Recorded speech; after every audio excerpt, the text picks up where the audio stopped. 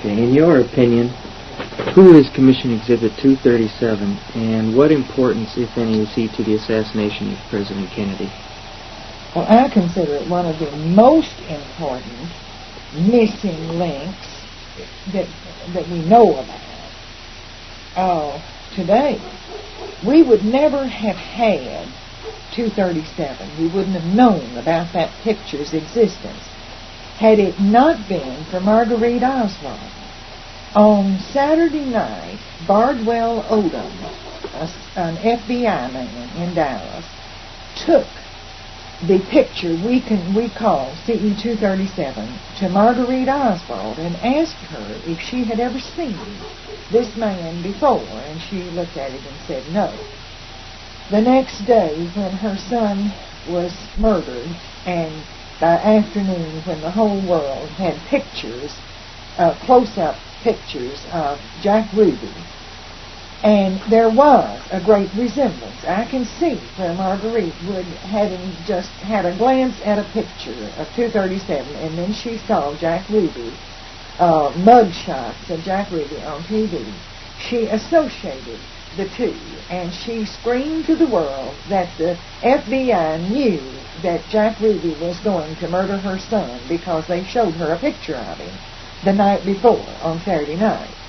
They were forced to present that picture to the world to prove this is not the picture of Jack Ruby. This is the picture we showed her. Mm-hmm. Now, we later learned that on the 22nd of November, 1963, that afternoon, the CIA in Mexico City sent CE-237, that picture, to Dallas, saying this is a picture of Lee Harvey Oswald, or we believe this is a picture of Lee Harvey Oswald.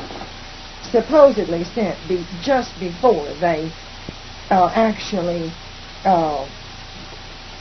found out, had pictures of him and knew very much about him. Mm-hmm. Now, there is one mention, there are two times in the entire 26 volumes and in the report where Richard Helms' name appears, who was head of the CIA at that time. In the report, it appears one time, his name is mentioned. But in the volumes, I believe it's volume 11, pages, I think, 399 and 400, and I may be a little off there. Richard Helms has an affidavit saying, quote, this picture, being CE-237, was taken outside the continental United States sometime between May 1st and November 23rd, 1963. That affidavit was dated in July or August of 1964. Now, as the years have passed and we began getting documents declassified, the first thing we saw was an affidavit from Helms. This affidavit was declassified in about 73. This affidavit had been signed in June the 4th, I believe, saying, quote, this picture, being CE-237, was taken in Mexico City on October 4th, 1963, very specific. Later, we saw a document that Helms had requested that the Warren Commission withdraw this June memo and substitute the very evasive memo. Not lying, but certainly very evasive. This was a big surprise to us. That what had happened is the Warren Commission notified all of the different agencies that had supplied documents to them and asked, may we publish these documents? And each agency screamed about some of them, no, don't publish these. They all classified certain documents. Helms said, don't publish all these things, don't publish any of them, and apparently Warren said, well, we've got to publish something from the CIA. The American people know the CIA furnished us something. He said, all right, pull that one back and substitute this one, being, I consider it, a false affidavit. And now, later, we learned, in 1973, we had declassified a document where the FBI in Mexico City had gone to a man named Gutierrez. He was a credit checker for apparently a number of department stores in Mexico City. Mm-hmm. And he was told to check on a young woman who worked in the Cuban embassy. And he went to the Cuban embassy on September 28th, 29th, 30th, in there, of 63. And when he was he couldn't find the girl he was supposed to check on. And he saw two men, one of whom he believed was Lee Harvey Oswald, later when he saw his picture. Gutierrez saw him talking to another man. Now, this other man handed the one Gutierrez believed to be Lee Harvey Oswald a large sum of money. He heard some conversation. The Latin American who apparently gave the question whether it was Lee Harvey Oswald or not, but gave him the money, Gutierrez said spoke Spanish with a Cuban accent. Now, the FBI made a great effort to find out who this man was and if this story was true. They checked on Gutierrez. Everything they found out about him was good. He was a solid family-type family man. How do you spell his last name? G-U-I-T-T-E-R-E-Z, I believe. I can give it to you correctly, the documents. Now, Gutierrez's story sounds true to me, at least whether or not it was Lee Harvey Oswald. I believe he saw such an exchange. The FBI took 3 photographs to Gutierrez, all of them one in a dark shirt with a button-down collar, one thumb in a watch pocket and looking slightly to the side, 2 other photographs of the same man in a white shirt, khaki pants, once he's opening or closing a courier pouch, and the other time he's just swinging it down. We realize this is CE 237 they're talking about, and we sued under Freedom of Information and got the other 2 photographs. You've seen those 2. It is the same man. Mm-hmm. Incidentally, in October of this year, the CIA released 11 more photographs of this same man. Are they cropped in the same manner? I haven't seen them. I'm supposed to get them. I have not seen them at this time. Now, I have ideas about the man Gutierrez saw. Mm-hmm. I have very strong ideas, and I would like very much for the FBI or CIA or Sprague's committee to go to Costa Rica and get pictures of a man there, a man named Manuel Flores Rivera. You are aware of the strange events surrounding one William George Gaudet. Yes. In the 26th volume of the Warren Commission Exhibit C, there is one sentence about a William George Gaudet who telephonically advised the FBI this date that one Jack Ruby purchased paintings from E. Lorenz Borenstein on Royal in 1959. In New Orleans? In New Orleans. Now, Larry Borenstein is a friend of mine from many, many years back. I immediately asked, when I read this, I asked Mr. Borenstein about it. Why didn't you tell me you knew Jack Ruby? He said, I didn't. Well, how'd you know he bought paintings from you? He said, I didn't till the FBI came to me. And I said, well, how did William George Gaudet know it? I don't know, he said. The man, we went back in our records, he bought one painting from me in 1959. So we were curious about William George Gaudet. In CD 75, that we got another document in 1969. And this document is a long document about William George Gaudet, saying that Gaudet was connected with the CIA. Well, now this is strange. William George Gaudet, Waveland, Mississippi, P.O. Box 365 advised that to the best of his recollection, in the early afternoon of September 17, 1963, he picked up his travel permit from the Mexican consul's office at Whitney Bank Building in New Orleans. Long document ends up by saying he has been an employee of the CIA. Now, September 17, 1963, is the day that Lee Harvey Oswald picked up his Mexican tourist card. Now, José has admitted that he has worked for the CIA. He does. This was one of the early ones released. CD 75, page 588. This was released telling us that this man, nothing about the paintings of Jack Ruby. What connection did he have there? This is asking him, and I frankly did not connect the September 17th for a while. I was more interested in the fact that he was an employee of the CIA and went to Mexico. It says in here he stated that he could not recall the flight number, but is positive that Lee Harvey Oswald was not on one of the first-class passengers. He says he stated that Pan American flight landed in Merida, Merida, Mexico, and then continued on to other Central and South American countries. Gaudet further stated that he could not recall the exact date he returned. He stated Oswald was not a passenger on the return flight. Gaudet stated in his opinion that if Oswald was a Marxist, he would not have gone to Merida in Mexico, as that is, in his opinion, a strictly anti-communist area.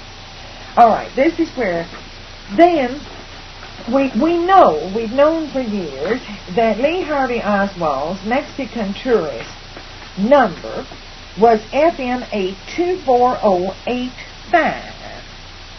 Now, the one just preceding that, FM 82408-4, we finally had this document released, CD 21, page 25. It gives all the surrounding numbers except no record of FM 82408-4 located. Then, in 1973, we had a big stack of documents released from CD 75, and I looked at them and I thought, we had all of this. We had every bit of this. Why are they releasing this? And on the second page, third name from the bottom, Gaudet, William George, tourist card 24084. That means he immediately preceded Oswald to get his Mexican tourist card. Now, surprisingly, there was a young man named Manuel Vicente Porras Rivera who left Costa Rica. He decided he was anti-Castro. And he went, here, let me read you this. Inquiry at San Jose, Costa Rica, to locate Manuel Vicente Porras Rivera. An 8th confidential source abroad furnished the following information.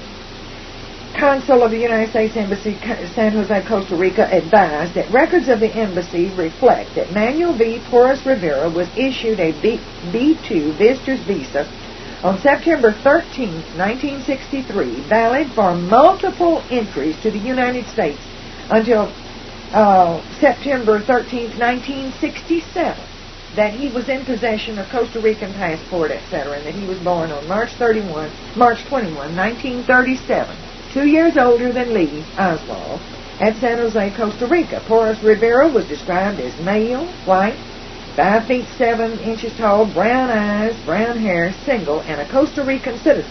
Now, it does not give his weight. His address was listed as 500 yards south of El Oriente grocery store in Escazú, Costa Rica.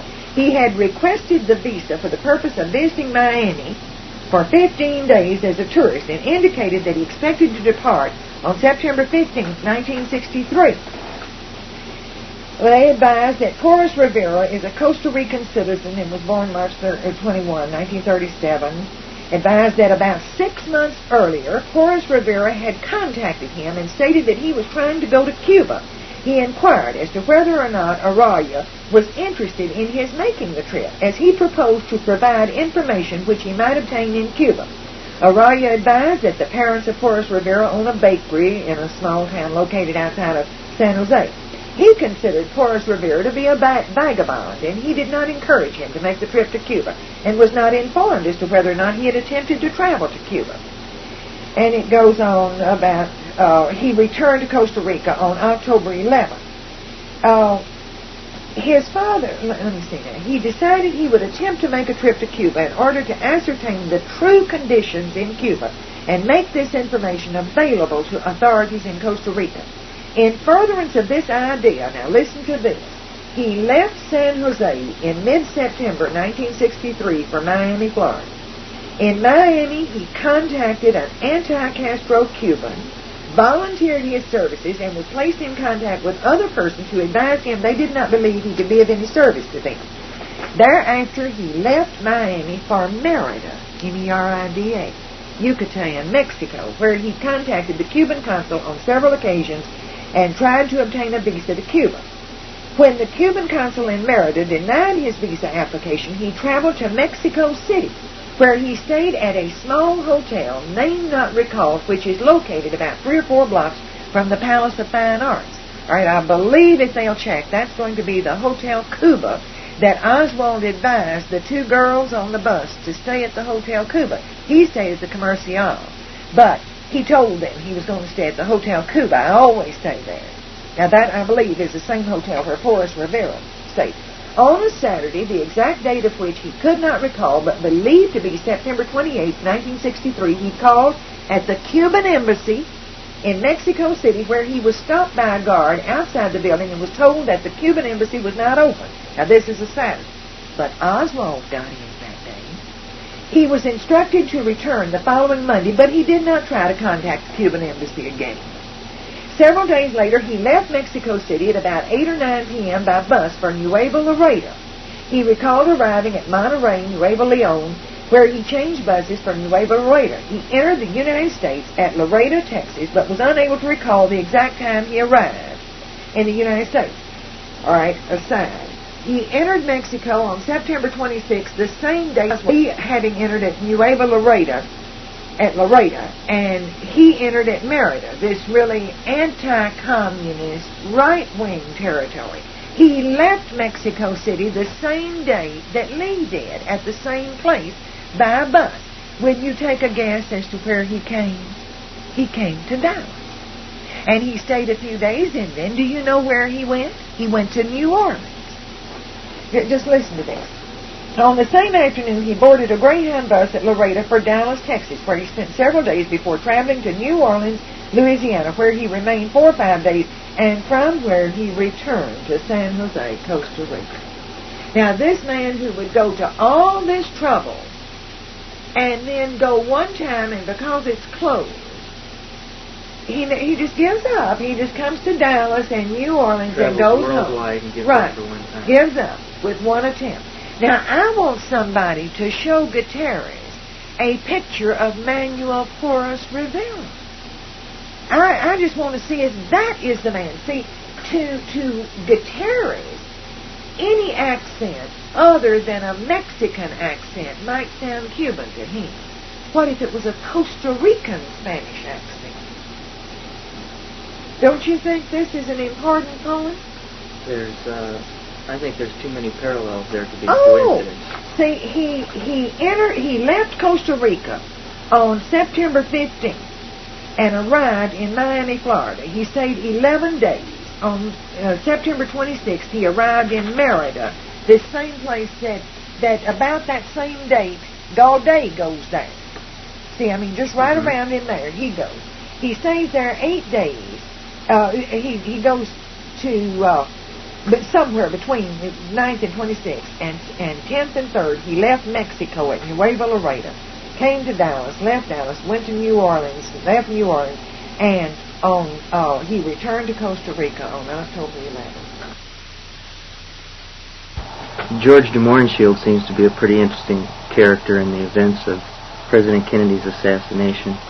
The fact that he knew Jackie Kennedy when she was a youngster, and seems that he was one of Oswald's best friends between the time he returned from Russia and the assassination. Do you think it's possible that de Mohrenschildt was involved at all in the events? Well, he had a son-in-law named Gary Taylor. His daughter had been married to Gary Taylor. And Gary didn't seem to have any animosity toward the Des Moines Shields. He, in fact, rather liked them. But when the Warren Commission questioned Gary Taylor in Washington, in Volume 9, page 100, right in the middle of the page, Mr. Jenner of the Warren Commission asked Gary Taylor if he had any thoughts on what happened, or if Oswald had any help. And this is his answer. Well, the only thing that occurred to me was that, and I guess it was from the beginning, that if there was any assistance or plotters in the assassination, that it was, in my opinion, most probably the Des Moines Shields.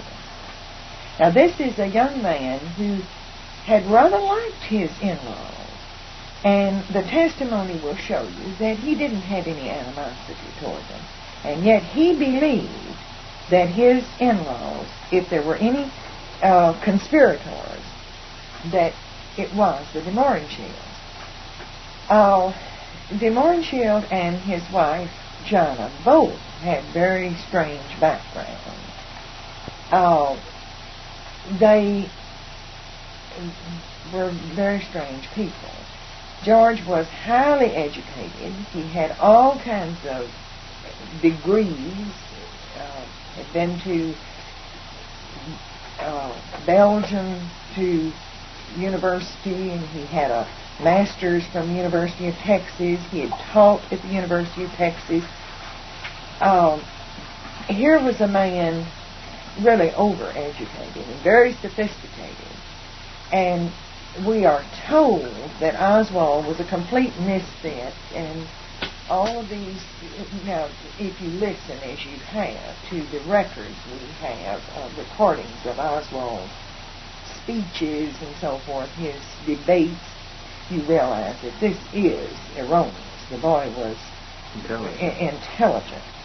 But it still seems strange for a man with George Des Moines Shields' education and background. They were from Swedish nobility, that's pretty certain. His brother, Dimitri, taught at Dartmouth for years. He's now teaching in California. He's written books. I have some of his books. And that's a strange companion for a 21-year-old boy to be the best friend for George Des Moines Shield, a man who had lived in the world of the Kennedys. That element to choose somebody like Lee Harvey Oswald. In one of the 11 volumes of exhibits, I'm sure you have seen the letter that George Des Moines Shield wrote to Mrs. Auchincloss, who was Jackie Kennedy's mother. I consider that letter a very strange letter. It has undertones of, I think, blackmail. Now, that probably is a strange word to use with this letter. It was a very friendly letter.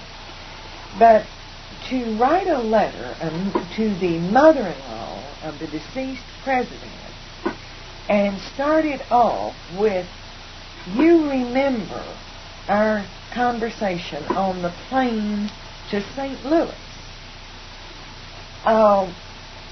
He goes on to say, "I told you then, we talked about the misfits and the problems with the world today. And this boy," he's very derogatory about this boy who turns out later to have been his best friend, and he really liked him, and they got along fine. But the letter to me is saying, in so many words, "Mrs. Auchincloss, don't you kind of protect me. Don't let anything happen to me in this, and I won't tell things I know. I'll go along with this one lone assassin nut if you will see to it that, remember, we talked. We're friends. I know something. Now, of course, I would like to know what else they talked about on that plane, but that letter immediately, it was not like, oh, in your grief, I know the whole nation is grieving, and Jana and I, we're concerned about the Kennedy family. This just starts right off, reminding her of a conversation, and more or less, it just kind of has some undertones of blackmail. You take care of me, and I'll go along with the official story. Has anyone ever come across any evidence that might link the Moore and Shield with the Central Intelligence Agency or some aspect of the intelligence community? The Moore and Shield was admittedly connected with, now when I say admittedly, he didn't argue about it, with French intelligence at some time, years prior to the assassination. Contrary to that, he was arrested in Port Arthur, Texas, during the Second World War and accused of being a German spy. Then, in 1957, he made a trip to Yugoslavia, supposedly for the United States government. When he came back, he was debriefed by somebody we just don't know who he was, or didn't know who he was. His name is J. Walton Moore. And the Warren Commission put his name in the volumes as G. Walter Moore, which would make it virtually impossible to find out who this was. They had a bad habit of misspelling names and sometimes very strange ways of changing names. Dusty Miller, high-ranking Union Ruby, in his testimony became Dooch Mueller. Now that was very difficult to make that transposition, but G. Walton Moore appears in the volumes as having debriefed de Moore and Shield when he returned from Yugoslavia. Now, it's only been in the past 2 years that I have learned that J. Walton Moore had been head of the CIA in Dallas during the entire time the CIA has had an office in Dallas.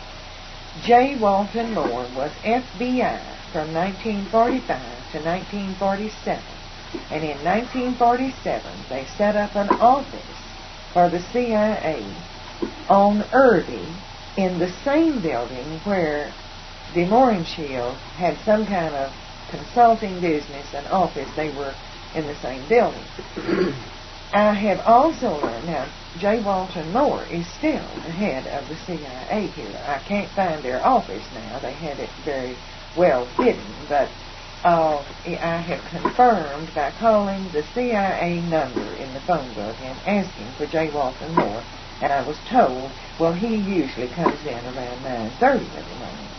And then through the United States Attorney's Office, we have learned that J. Walton Moore was FBI from 45 to 47, and from 47 on, he has been head of the the CIA. Now, we have learned from documents released in 73 that J. Walton Moore and de Moore and Shield were very close, very good friends.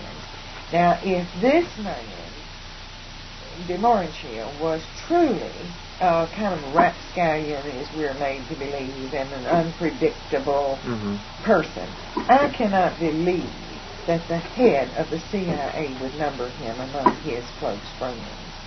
And there have been many strange things linking George de Moore and Shield to intelligence.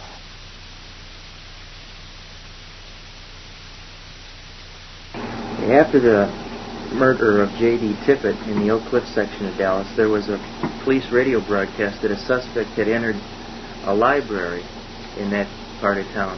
What can you tell us about that?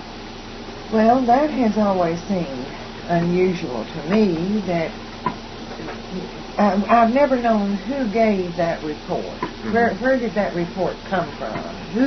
Who saw the suspect in the library or thought they saw him? We are never told where that report came from.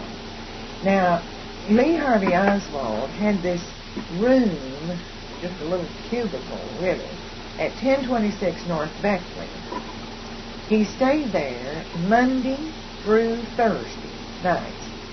On Friday morning, when he went to the Texas School Book Depository in the car, I'm sorry. On Monday morning, he would return to Dallas from Irving, Texas, in the car with Bill Wesley Frazier, a co-worker whose sister had actually led Lee through Mrs. Payne to his job in the School Book Depository. And he stayed at 1026 North Beckley Monday night through Thursday night, and then Friday morning when he went to the depository, he did not return to the room at 1026 North Beckley until the next Monday night. Monday through Thursday, we have reason to believe that almost every evening, Oswald went to the Marsalis and Jefferson Library.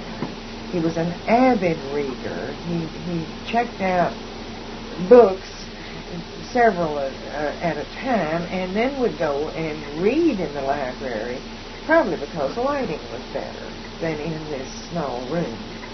But we believe he went almost every afternoon, Monday through Thursday, to the Jefferson and Marsalis branch of the Dallas Public Library.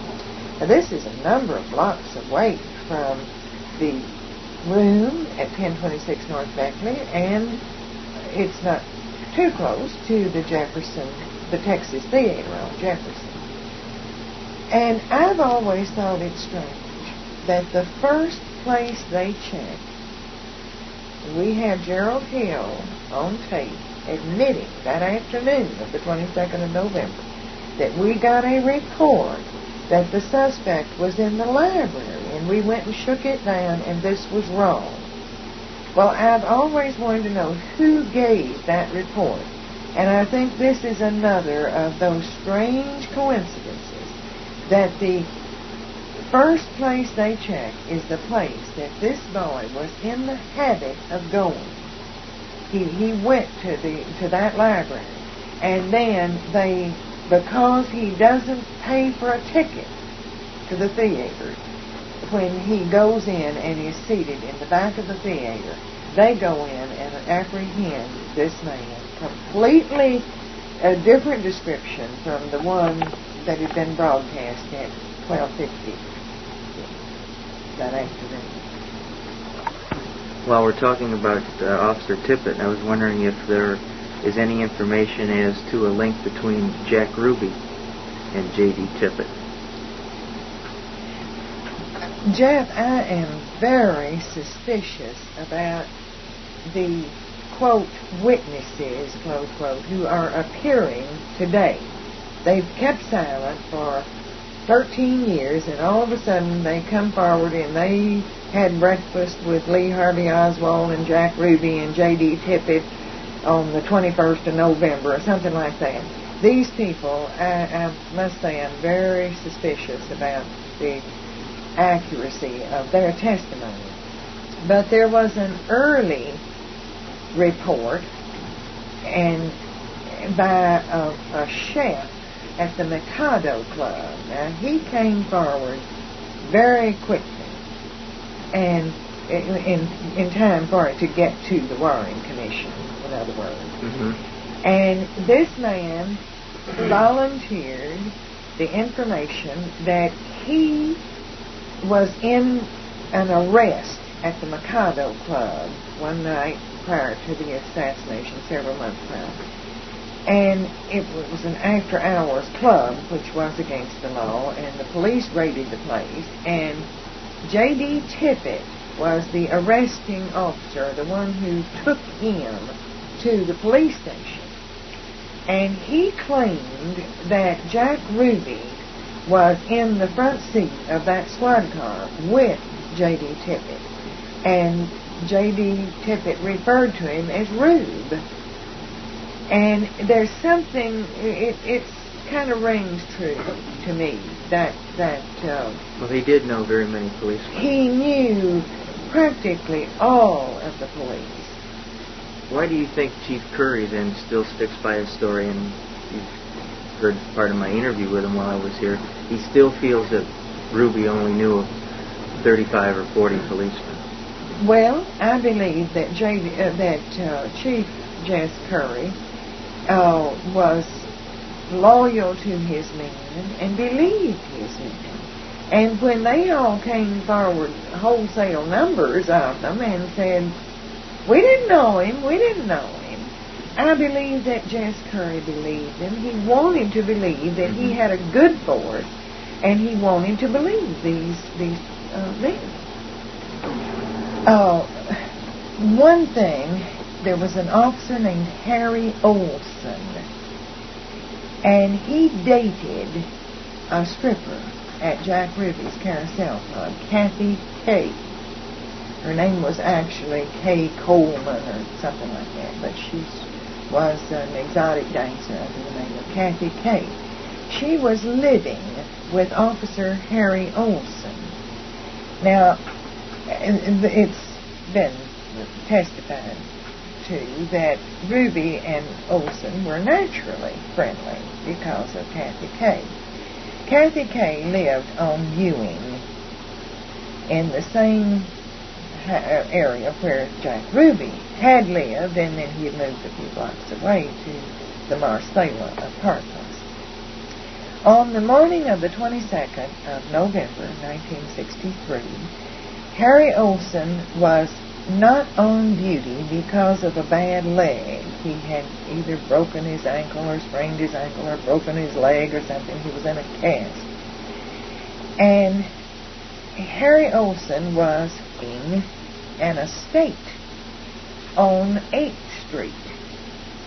Now, if you have ridden over that area today, you know there are no estates in that area of town. Shabby homes, mostly.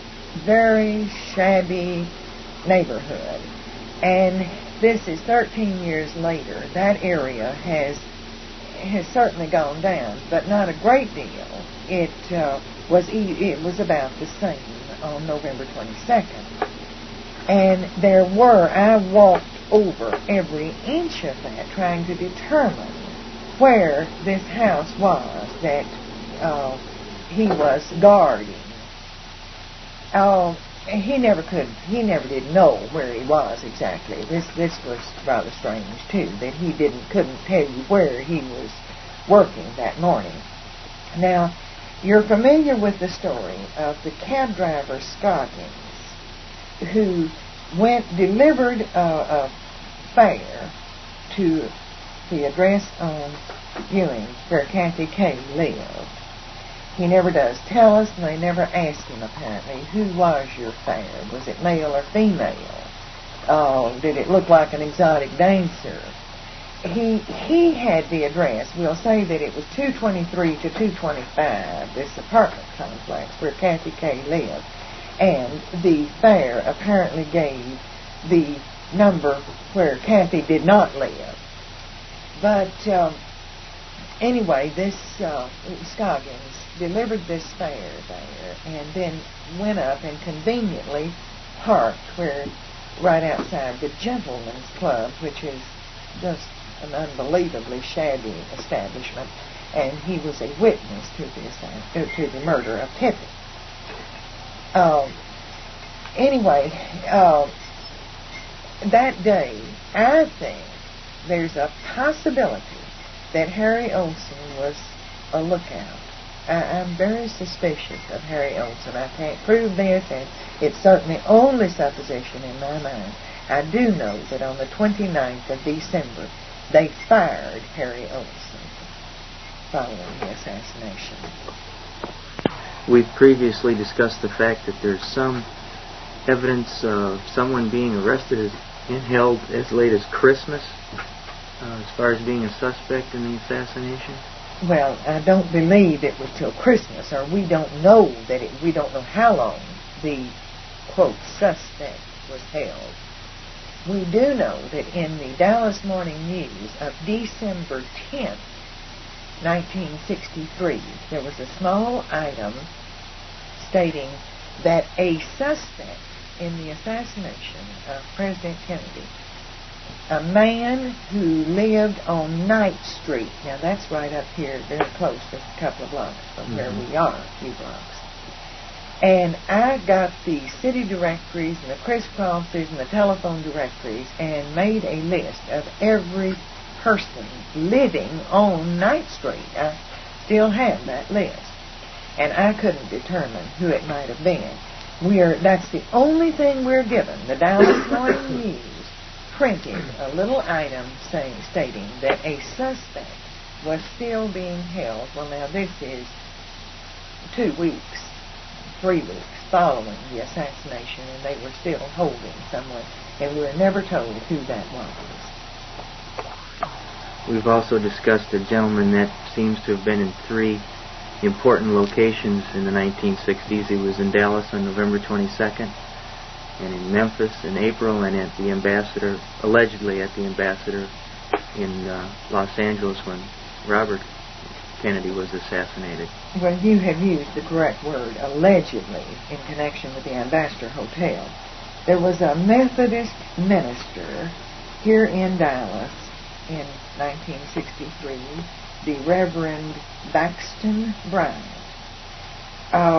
This man was very active in the events of the President's visit to Dallas on the 22nd of November. He was a Democrat and very active in Democratic circles. And we know that he was on the parade route or at the Trade Mart or something in vocal following the assassination. In 1968, our home is Memphis, Tennessee, and for that reason we had access to Memphis newspapers. And we had been here many years, but my husband's family and mine at that time were still living in Memphis. The papers, there was a march 1 week prior to the actual, the march when Martin Luther King was killed. But Baxton Bryant's picture appeared right up by Martin Luther King, taken earlier than the spot where he was killed.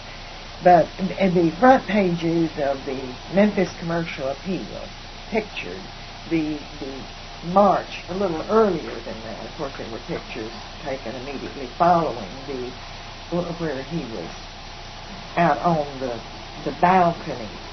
But in that march, Baxton Bryant was right up by Martin Luther King, and he was again vocal, quoted in the Memphis papers. Now, we know these 2 events, that Baxton Bryant, the Reverend Baxton Bryant, was active on the 22nd of November in Dallas and in April of 1968 at the time that Martin Luther King was killed. Now, later, we know that he was living or certainly staying in Los Angeles by June of 1968. And we heard, and I cannot prove this at all, but we heard that he was in the Ambassador Hotel at the time that Bobby Kennedy was slain. Now, Penn Jones, Jr., who was then publishing the Midlothian Mirror, printed this, and he printed it, I think he went a little far, he printed it as fact that Baxton Bryant was in all 3 places. Now, we can prove he was in 2 of the places, but I'd want a little bit better. Penn told me that following the publication of the article in the Midlothian Mirror stating that the Reverend Baxton Bryant was in these 3 spots, Baxton Bryant came to see Penn, and he begged him according to Penn, to retract that. He stated, I was not in the Ambassador Hotel. That is wrong. Please retract that. And Penn just refused. And he said that this minister almost had tears running down his face. He was so insistent to print a retraction. To me, rather than removing the suspicion, it more or less added to the suspicion in my mind. Because I think the normal reaction would have been to say, Mr. Jones, I'm going to file suit against you if you don't retract this. I was not in the Ambassador Hotel.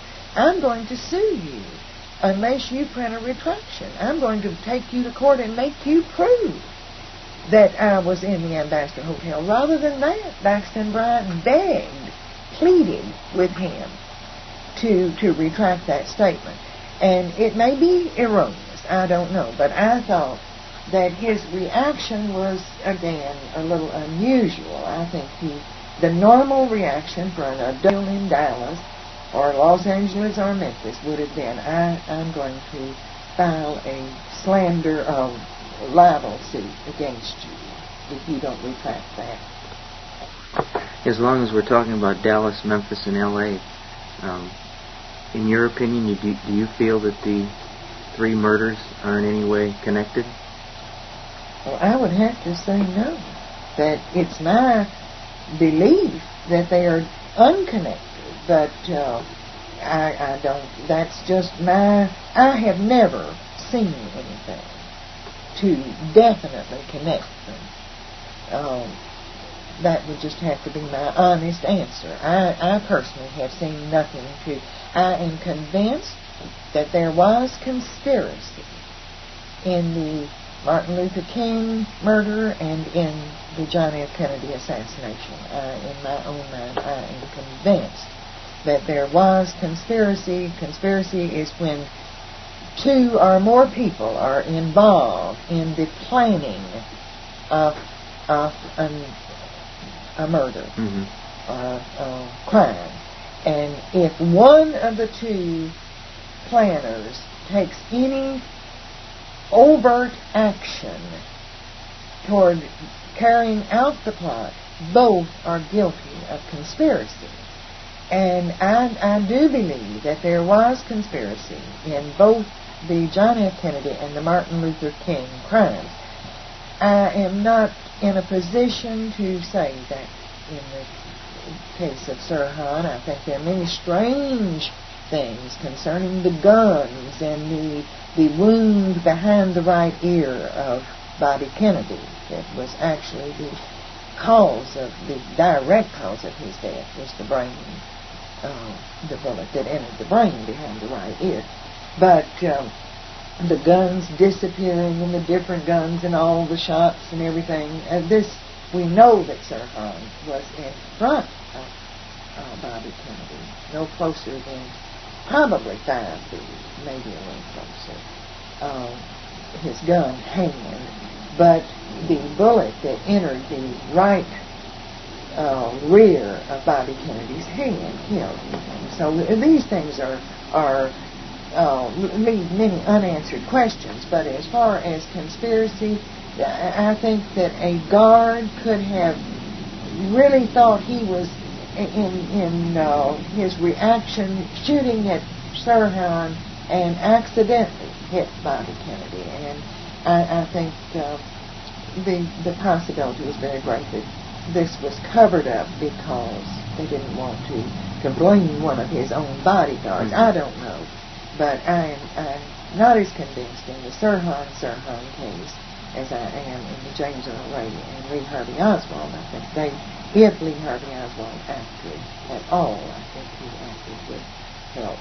There were others involved, and I feel that James Earl Ray had the same sort of help if he acted at all. But I have seen nothing in more than 13 years of almost consistently working on this. I have seen nothing of course, just in 68 on those other two, but I have seen nothing to connect them. In your opinion, what went wrong with District Attorney Jim Garrison's investigation? And I know you were pretty close to that and had worked for Mr. Garrison. Why do you feel that it turned out to be so unsuccessful? Well, the first thing that was wrong with the trial of Clay L. Shaw was the fact that Jim Garrison tried the Warren Commission rather than Clay L. Shaw. Now, I did work very, very hard for Jim Garrison during the entire investigation and throughout the trial. I heard of Jim Garrison in the fall of 1966 and talked to him on the phone following that knowledge of his probe many times, and then I went to New Orleans in March of 67 and met him personally. And from that time on, we went many times, and I did a great deal of Dallas research for him. I found Mr. Garrison to be one of the most brilliant minds I had ever run across. But because of his fixation or phobia or whatever you want to call it with the CIA and the military-industrial complex, I thought Jim Garrison was insane. I thought he was one of those people who proved the old adage, there's a thin line between genius and insanity. Because I just thought he was on a... He had a one-track mind. Everybody was CIA. Clay Shaw was CIA. Carlos Bringuer was CIA. Everything was CIA. And I was so tired of hearing that, and I wanted him to investigate Russia. There was a period there when I thought the communists did it. Of course, there was a period when I thought the Ku Klux Klan did it. So I have vacillated so many times in the past 13 years. I've chased everything, Democrats and Republicans and right-wingers, left-wingers. But I did feel that Jim was wasting my time and his. But I wanted to help him. I have worked for anyone in the past 13 years when I thought they were sincere and were really trying to get to the truth, not just pin it on a particular group or person. Well, we liked Jim. My husband particularly liked Jim Garrison. And then in 69, I sat through that trial. I took vacation, and Jim wanted me to sit at the council table trying to take me up there.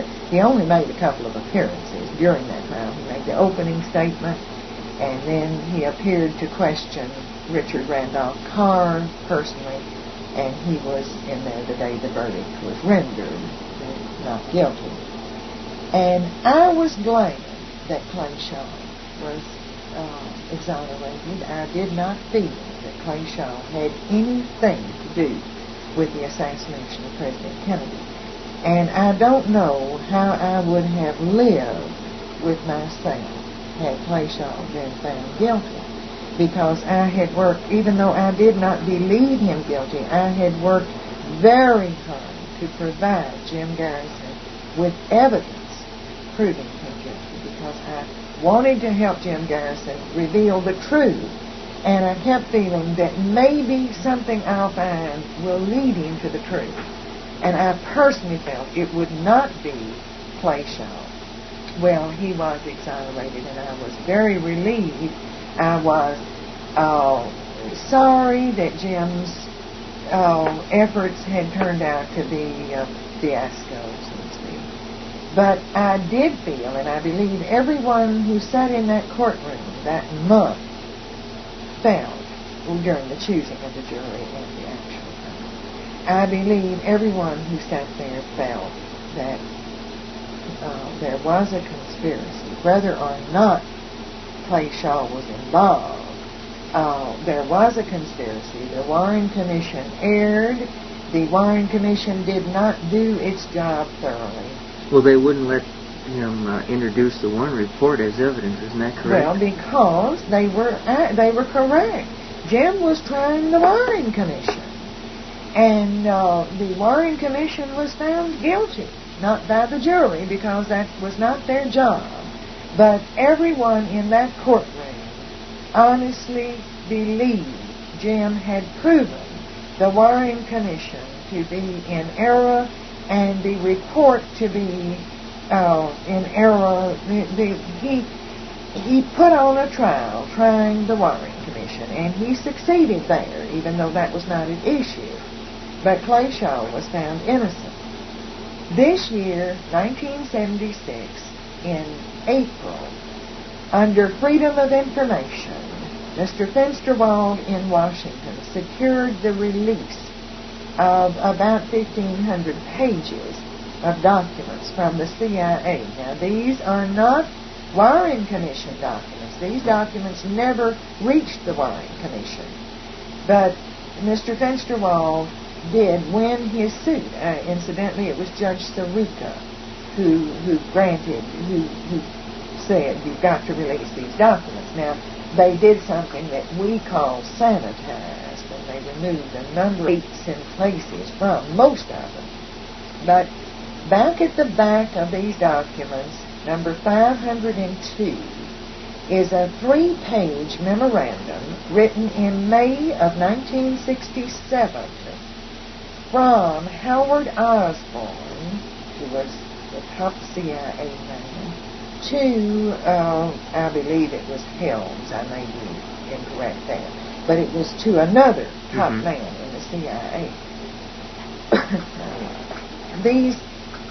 These documents toward the end of the stack, the 1967 documents, it was so apparent that the CIA was turning handsprings, flip-flops, over that investigation in New Orleans. They were frantic that Garrison, I mean, all we were getting out of Washington was, he's a petty politician who is just stirring up trouble, trying to make a name for himself. He's has some kind of mania for publicity.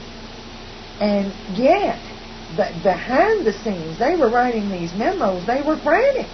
This man's, what can we do to stop him? What in the world are we going to do?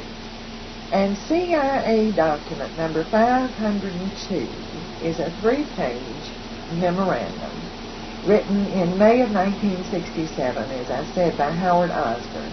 And it's primarily about a man named Gordon Novell. And I believe you talked with him last night on the phone. He's a very interesting character and very charming, but he probably have had CIA connections. Now, Jim Garrison had hired him as his first investigator, and then for some reason they parted company, and later Jim Garrison charged him with conspiracy to assassinate the president and had him indicted.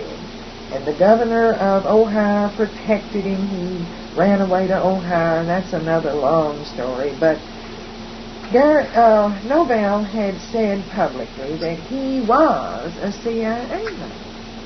He had connections with the CIA.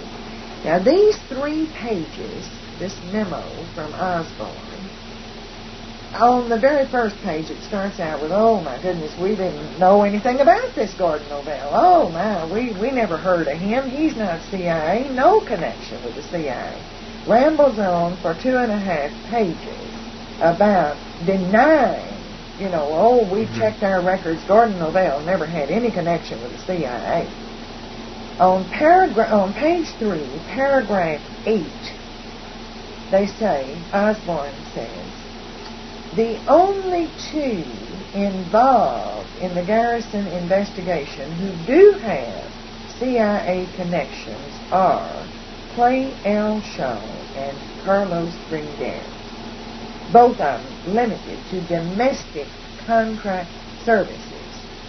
Now, this means they were CIA men. So Jim Garrison was right. I'll go on to tell you about the last paragraph, and then I'll tell you my reaction to it. The last paragraph of Howard Osborne's memo says, of course, there is a tenuous connection between Gordon Dwayne Novell and the CIA. which sort of negates the other 3 pages. Doesn't really expound on it, but that's the final outcome. Well, when I saw that document, I immediately wrote to Jim Garrison, and I apologized. I sent him a copy of the 3-page memo. It caught up with him in Minneapolis, I believe, or St. Paul. He was doing promotional work for his book, Star Spangled Contract.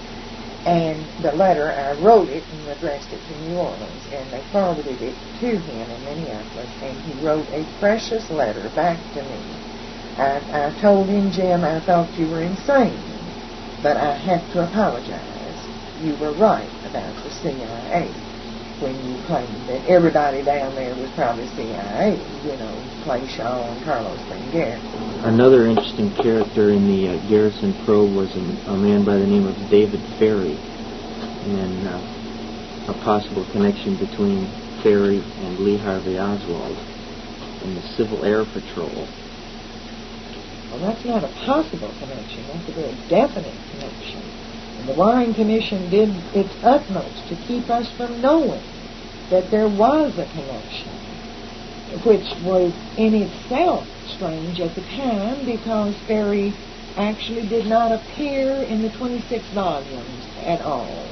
The only reference to David Ferry was Marina Oswald was asked in her testimony among a number of names they brought up to her if she knew one David Ferry, and she said never heard of him.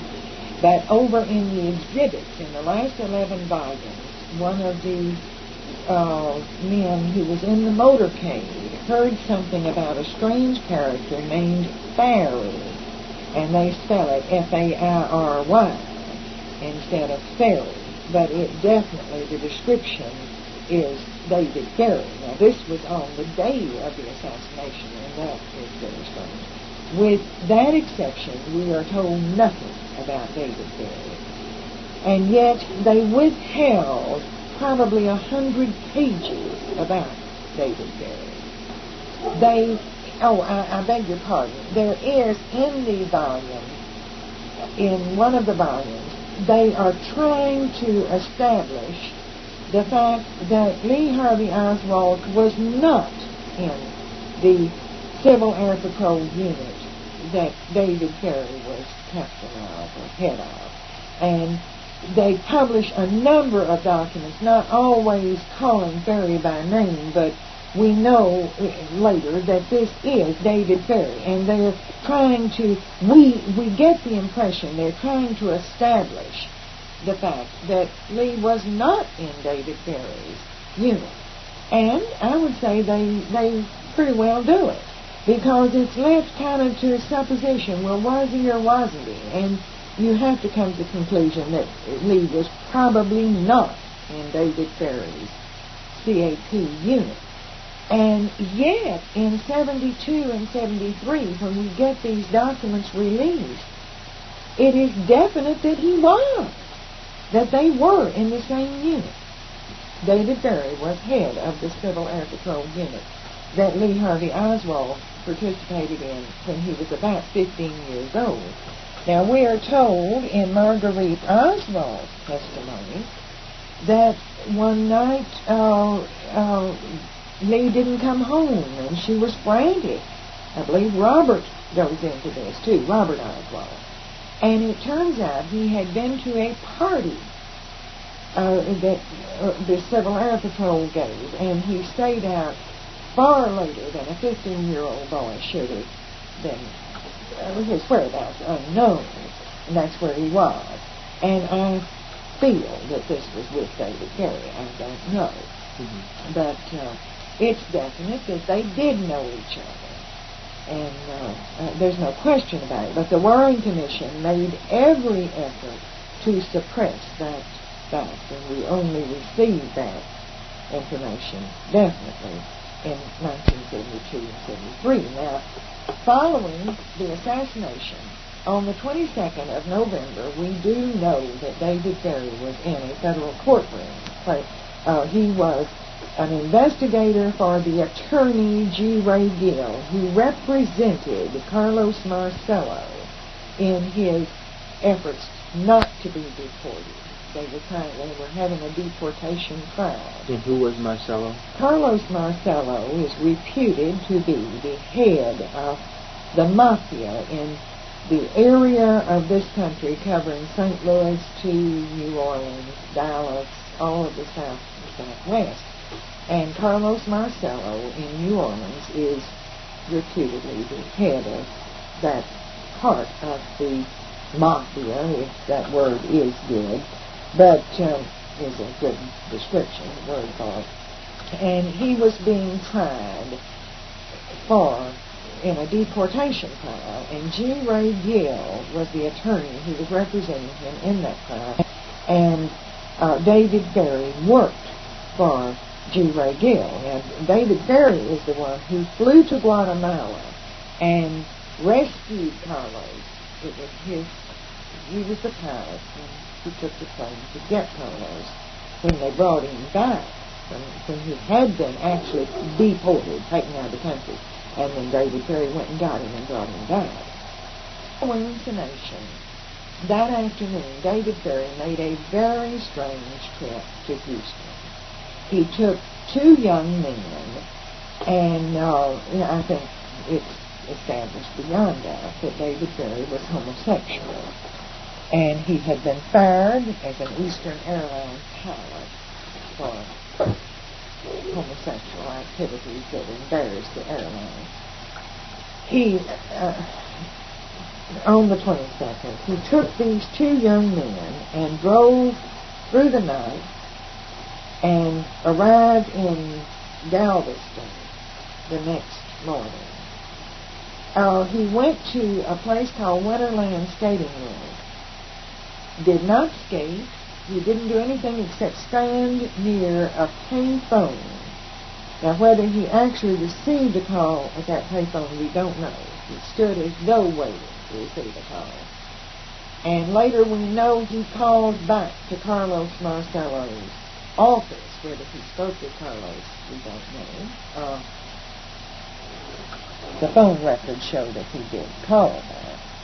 And then they left and retraced their steps, their drive, and went back to New Orleans. And immediately on getting back to New Orleans, Jim Garrison had already heard that he was implicated, and Jim Garrison arrested him and questioned him and called the FBI and said, I've got this man here who has done these strange things, and we believe he may have had a part in the planning or execution of the assassination. And the FBI apparently paid no attention to it. So they had to release Berry. The FBI said, we've got our man in Dallas. He had no help. He's the lone assassin, and let that man go. And Garrison was forced to release him. Now, Garrison did not know any of these things that we learned in 1972 and 73 with the release of these documents. But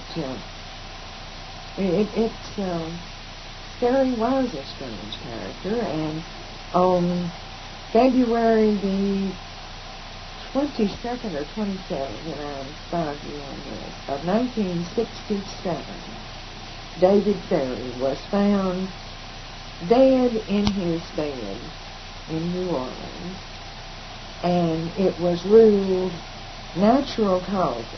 And yet there was a suicide note in which he had written, I think. Wasn't it unsigned? Yes, it was unsigned. But the wording and the tone of the note, I personally believe that David Berry wrote it. I believe that only David Berry could have written that note. And it was unsigned, that's correct. But if he wrote that suicide note, I think the fates were very cooperative to let him die of natural causes just following the suicide note. Do we know anything about any of the other people that were in that unit with Oswald and Ferry and the Civil Air Patrol? Yes, we do. several of them were friends. He went to Beauregard Junior High School with Lee Harvey Oswald. One or two of them testified before the Warren Commission, and several of them made affidavits to Warren Commission investigators or to the FBI about Oswald and the CAP, Civil Air Patrol. Now, some of these men were connected with intelligence later. In fact, one of them who testified to the Warren Commission admits that he was connected with intelligence activities later. I thought that was rather remarkable that a group of 15-year-olds under the guidance of David Ferrell, that they would turn to intelligence work. And I personally believe that Lee Harvey Oswald was connected with intelligence, in my opinion. In your opinion, who's responsible for the assassination of President Kennedy? Well, Jeff, after more than 13 years of work on this subject and investigating on my own, reading and studying documents, volumes and books, I have to say I have no more idea today than I did on everything simple. Probably less knowledge today of who did it, because I probably had momentary beliefs that Lee Harvey Oswald did it. Maybe not alone. I thought something was wrong with the story. But today I can't say who did it. I do believe, and I know in my heart, that it took the combined efforts of the entire United States government, every agency of this government, to cover it up. And I feel that when they made all the efforts that they did make and hid the documents and in some cases lied, it makes me wonder who they were trying to protect. That's just about the best answer I can give you. I know it's not a good answer, but Truthful. It's truthful, that's right. I don't know who did it, but I know who covered it up. And it took concerted effort and cooperation from, we're in the process of learning things about our intelligence agencies, and they're trying to convince us now that they didn't cooperate with each other and that they pulled against each other, and if they had only cooperated, we would have had the truth. I believe it was the greatest cooperative effort in the history of the world that the intelligence agencies of this country worked together. What role do you feel that Jack Ruby played in the events surrounding the assassination? Do you feel that he acted alone or unpremeditated, as official history says? Well, that's one big key right there, unpremeditated. The Warren Commission accepted the Western Union money order that Ruby sent to Little Lynn on Sunday morning, just moments before the shooting of Lee Harvey Oswald. Now, Little Lynn is also known as Karen Carlin? Yes, Bruce Carlin's wife. They lived in Fort Worth. She was a stripper, an exotic dancer at the Carousel Club. Mm-hmm. Now, before the shooting of Lee Harvey Oswald in the basement of City Hall that morning, Sunday morning, Jack Ruby had been at Western Union up the street and had sent a money order to Little Lynn. It's normal procedure the world over when you send a telegram or a money order, the time is automatically stamped by clocks that I do not believe Western Union employees can tamper with and freeze that or anything like that. They're dated in time. So the Warren Commission accepted this evidence as proof that Jack Ruby shot Lee Harvey Oswald in a moment of anger, mad passion of some kind, and he did not plan it, or he would not have allowed himself so few minutes, seconds almost, to get from the Western Union down to the basement. The greatest coincidence of all time, or something they called it, didn't they? Right. And the Dallas police had presented Lee Harvey Oswald on Friday night rather late, and on Saturday night late in news conferences. And Jack Ruby had managed somehow to be at both conferences. Now, on Saturday night, something occurred, again involving Little Lynn, that I feel it tends to make me believe that Jack Ruby was preparing to do on Saturday night what he did on Sunday morning. Reeves Brothers Garage was down close to the Carousel Club. And that night, Saturday night, at about 9:30, Little Lynn went into Reeves Brothers Garage and made a phone call. And half a minute later, Jack Ruby called Reeves, who had been working at Nichols' garage for about a year and a half, and told him to give Little Lynn $5 and get a receipt for it. And Reeves did that. He stamped it and had her sign it for the $5. Now, Reeves testified that during his year and a half of experience at Nichols' garage, Jack Ruby had never requested any advance for any employee before or anyone else. But he gave him that, and Little Lynn left the garage. 20 minutes later, Jack Ruby comes in and gives the $5 to Reeves and asked for the receipt and had him stamp it, the time on it.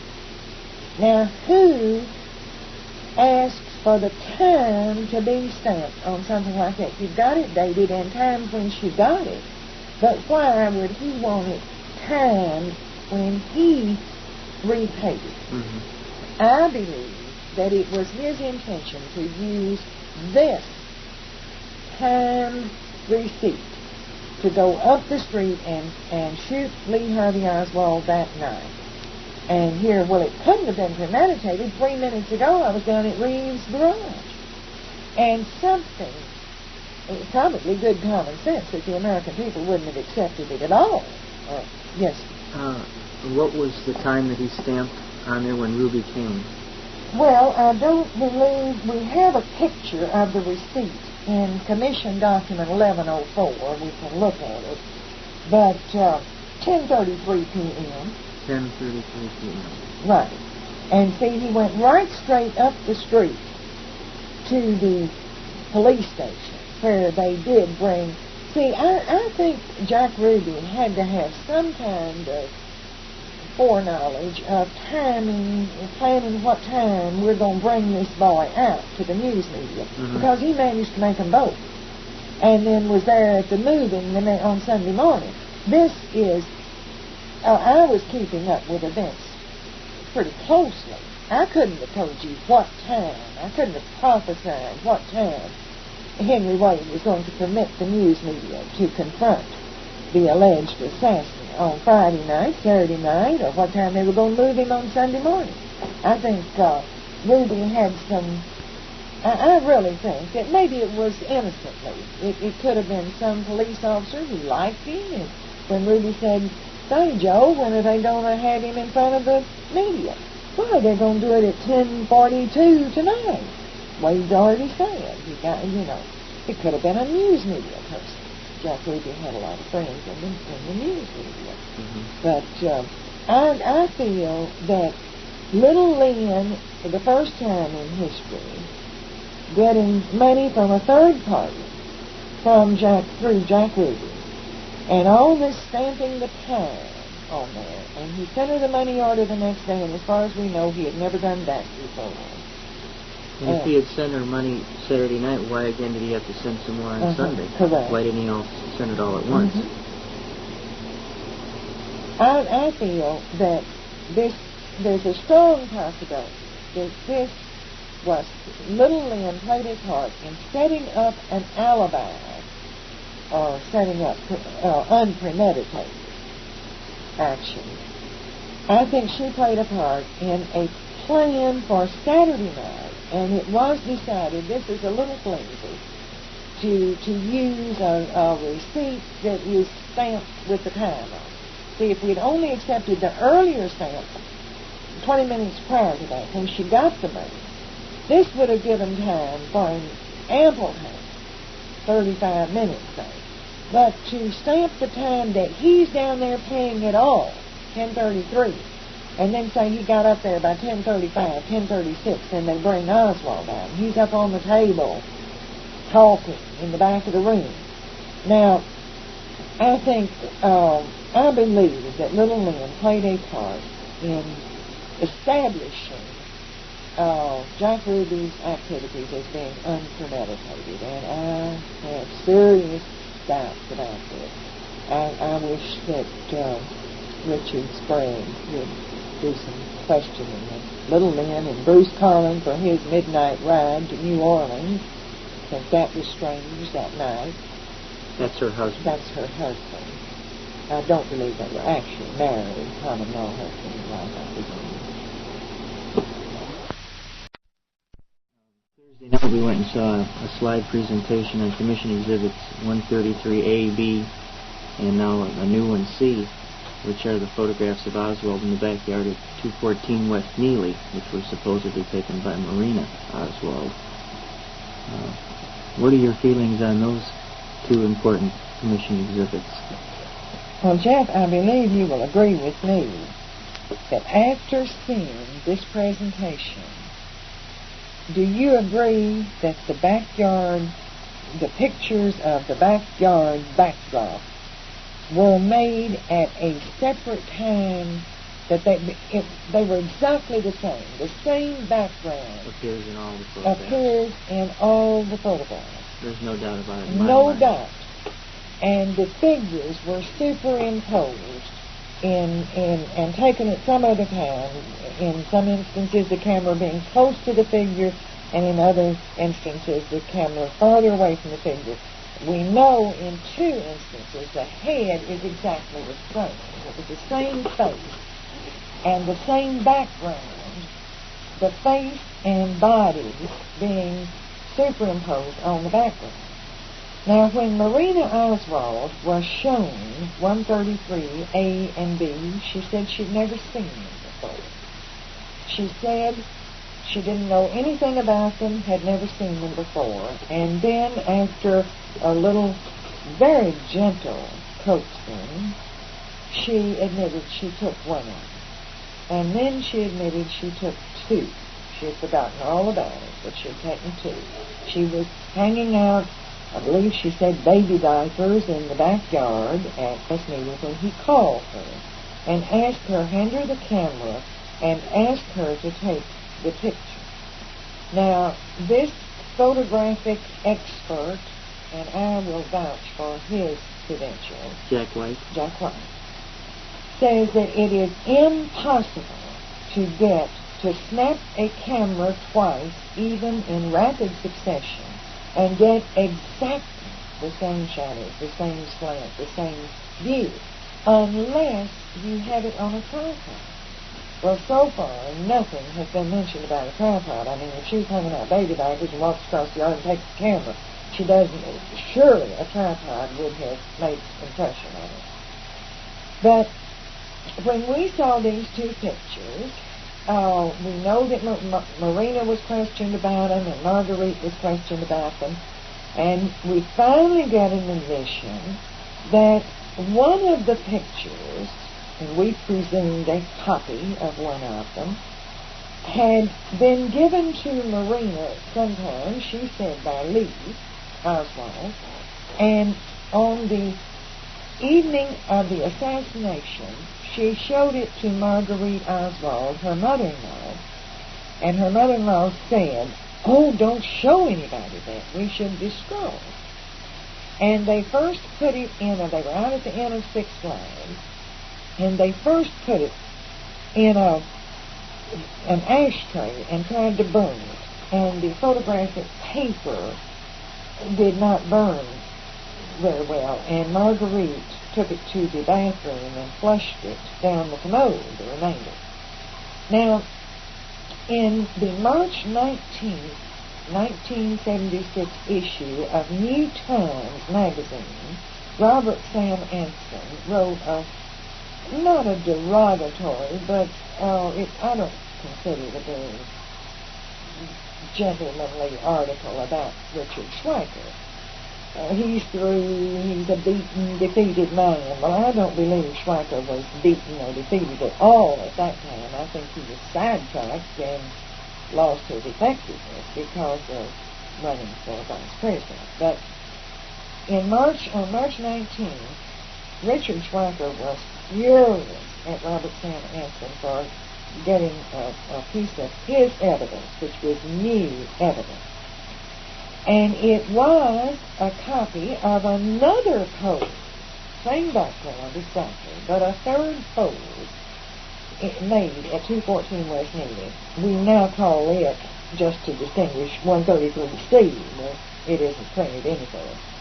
But we have a picture of Oswald holding the rifle in the right hand, and one holding the rifle in the left hand, and then another one with the rifle in the right or left hand, but the militant is held in a different position. So these are three separate positions.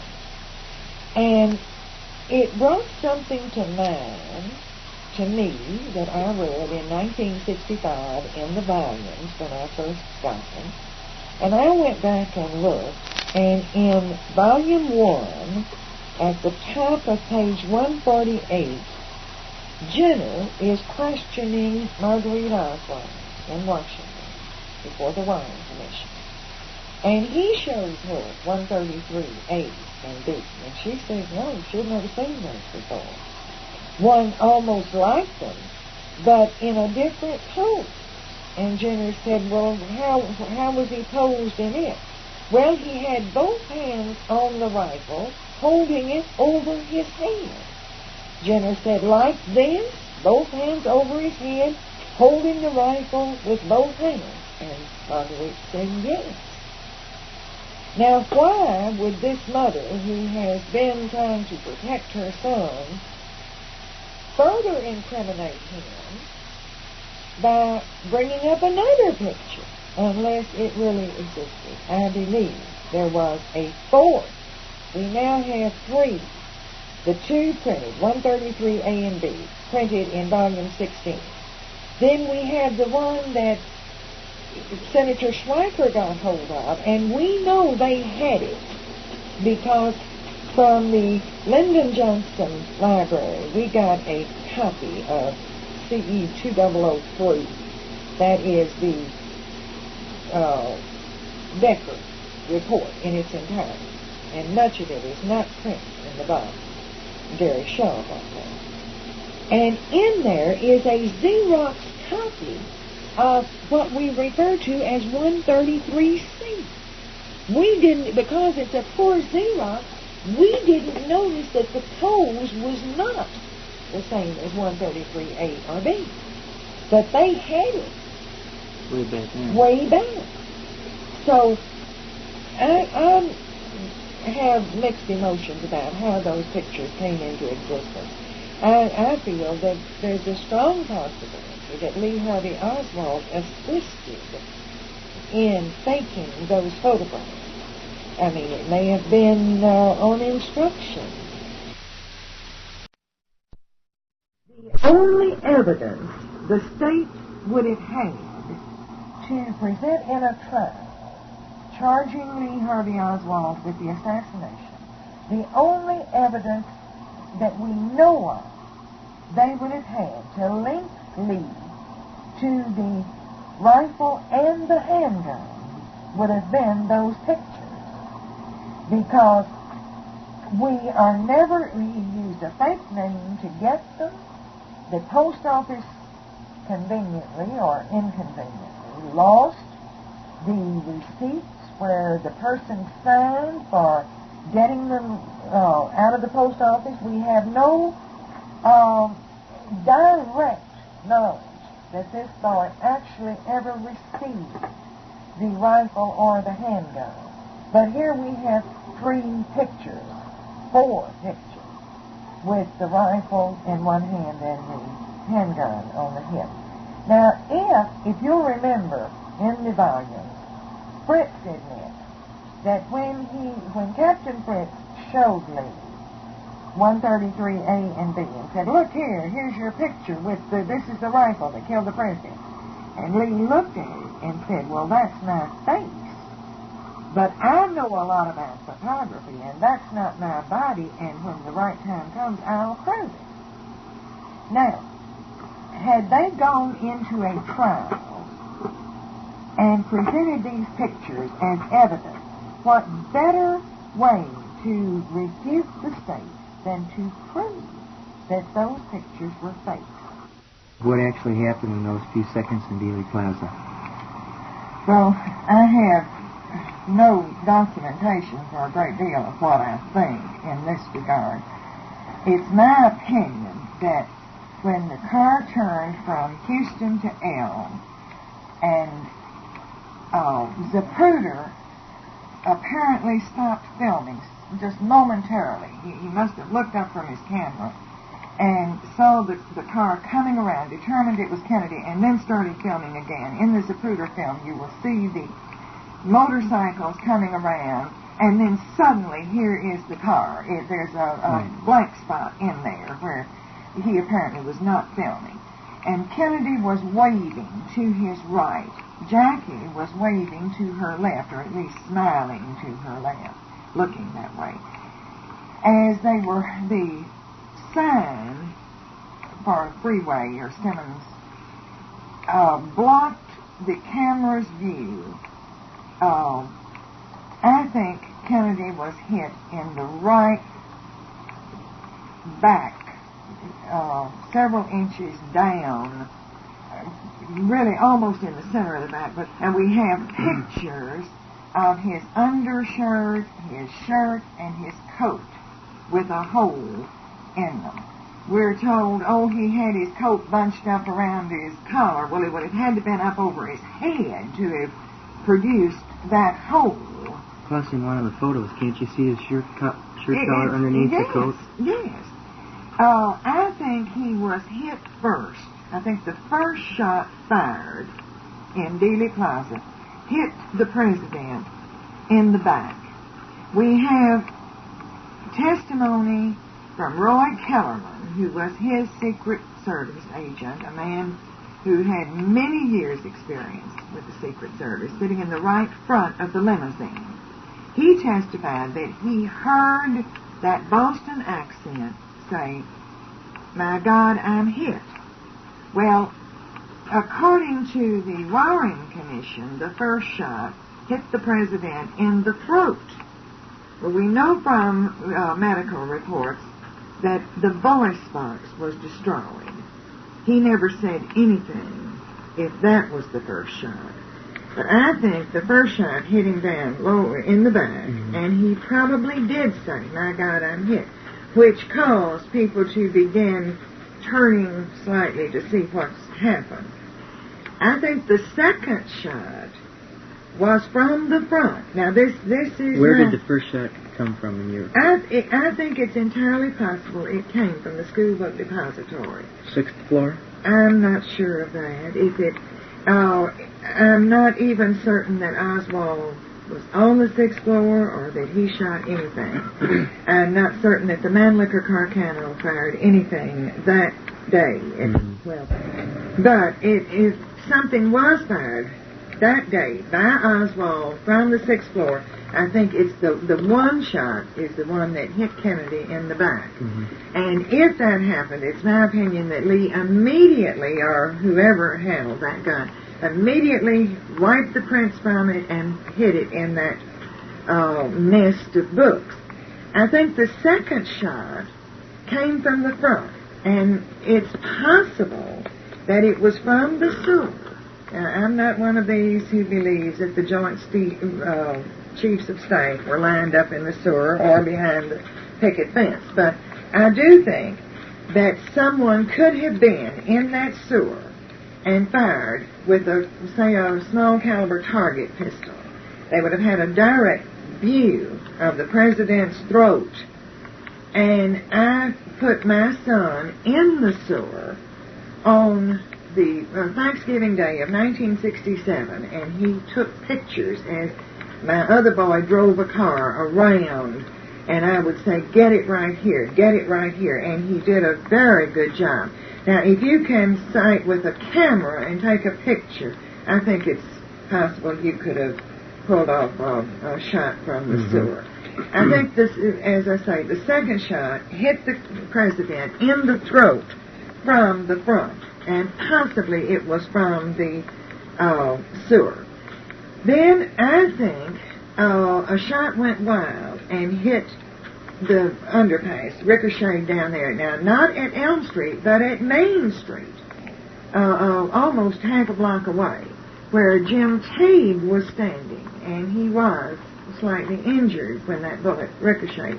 That could not have been one ricocheting or from the car. So that means a shot hit way down there, and I'm not sure where that came from. It might have been from the roof of the depository. It might have been from the Dialtex building. I don't know where that shot came from. Then I think a shot hit Conley. Conley by this time has turned. He's holding his hat in his hand. He's turning to see what happened in the back seat. And I think he was hit, and it came down and through the chest. Through the chest. Well, from it hit right up in here. It came out and at an angle. And then I think almost simultaneously a shot came from the rear, and I definitely believe this came from the Dialtex building, second or third floor. A shot hit the president in the right rear occipital bone, and when you view the Zapruder film, you see a slight movement forward, a slight jerk forward. Is that the jerk at 312? Right. And then, almost simultaneously, from the front, with a high-powered rifle and obviously a frangible bullet, he was hit right, he was going down, and it hit him right here and blew the back of the head out. Now, you see drawings with this part of the head blown out, but you never see one with the exact back of the head blown out. And a young man whose father was Marion Jenkins, a doctor at Parkland who helped work on Kennedy, said they could lift what was left of the brain from that cavity in the back of the head without even making an incision. Now, this boy stood in my kitchen right here where we are now. He stood right there and told me that his father came home and said that it was horrible, that the back of the head was blown out. Well, no medical man or anyone with intelligence is going to call this part of the head the back of the head. You would say top of head, side of head, front of head, never back of head. But Marion Jenkins told his family, we lifted what was left of the brain from that cavity. It was so large. In fact, Jackie says she saw his hair being blown off the back of his head. And I think those are, in my estimation, the shots. I see. Where do you think CE-399 came from? Was it an implant? All right, I have two, and I do not know. I have two theories on that, and I waver between the two. I think it might have been a plant put on, and of course a good way to have had that bullet planted, $3.99, the pristine bullet, just prior to the arrival of the president at Elm in Houston. A young man named Jerry Belknap, B-E-L-K-N-A-P, was standing in the crowd on Elm Street, just west of Houston. They had ambulances posted at various spots along the parade route for emergencies in case the president, anything happened. And they certainly, I don't think, were thinking of possibility of assassination. They were thinking of heart attack or stroke or anything to someone in the presidential motorcade. And there was an ambulance very close to the underpass there. But just prior to the president's arrival, a young man named Jerry Belknap had what they called an epileptic seizure. And he just became, he had a seizure. And they used the ambulance, which would have ordinarily been used for the president under normal circumstances, just some illness. They used that ambulance to take Jerry Belknap to the hospital. They took him to Parkland. They took him into the emergency room at Parkland, and he got up and walked away. Now, this man could have placed that. Now this is certainly slanderous to say this, and I don't know, but I think they should have questioned Jerry Belknap, which he was they not did questioned not do. before No, the commission? He was not. No. He never even made an affidavit. They never asked him anything. So I certainly think this man should have been asked something. His doctors should have been questioned. He should have been examined, maybe those electroencephalographic referral tests, something to determine, did this man have epilepsy? Was it petit mal or grand mal? Something more should have been done about this in view of the fact that $3.99 showed up. Now, if $3.99 showed up legitimately as a part of the episode that day, I think it had to be the one that was fired from the Mannlicher Carcano with so little power that it wouldn't even penetrate. That gun was in such poor condition. And I think if you're... They probed him only a finger length deep. Now, that old bullet wouldn't even go in. And so, consequently, it was lodged in there, caught in the clothing and in the wound, and in the moving and artificial respiration and all of the things they were doing. I don't know what they did. But what they did to Kennedy, it would have fallen out on the stretcher. And as they moved him from one place to another, here was this bullet. Now, I do not think it fell. There is no possibility. I held $3.99 in my hand, and it would cause poor old Marion Johnson to have a heart attack if he knew that. But I did. I held that in my hand in the National Archives. And on November 22nd, 1963, I knew very little about guns and ammunition. You could have showed me a rifle and a shotgun, and I wouldn't have known which was which. I would not have known a revolver from a machine gun, practically. And today, I am fairly expert for a woman with guns and ammunition. And I saw that. I held that bullet. That bullet I don't think it had ever... Looked like a test bullet. Right. Correct. It's also true that there was an unidentified CIA agent at Parkland that day, isn't it? He certainly did. There was an unidentified... They did not identify him. He came in, showed his credentials, and said, "This is my friend," and never identified him. We don't even know who the other man was. There were two men who entered about between 1 and 1:30. and we don't know who they were, where he came from. We were not aware that the CIA had people here at all. Is it also true that Kennedy's body was literally taken by force from Parkland Hospital? Absolutely. That body was forcefully removed over the protest of all of the Dallas law enforcement officials. This was in November of '63. It was not a federal crime to assassinate a president. It was a federal crime to attempt to assassinate a president. But they had no federal laws to cover assassination of a president. Therefore, it became a Texas crime. Mm-hmm. This was in November of '63.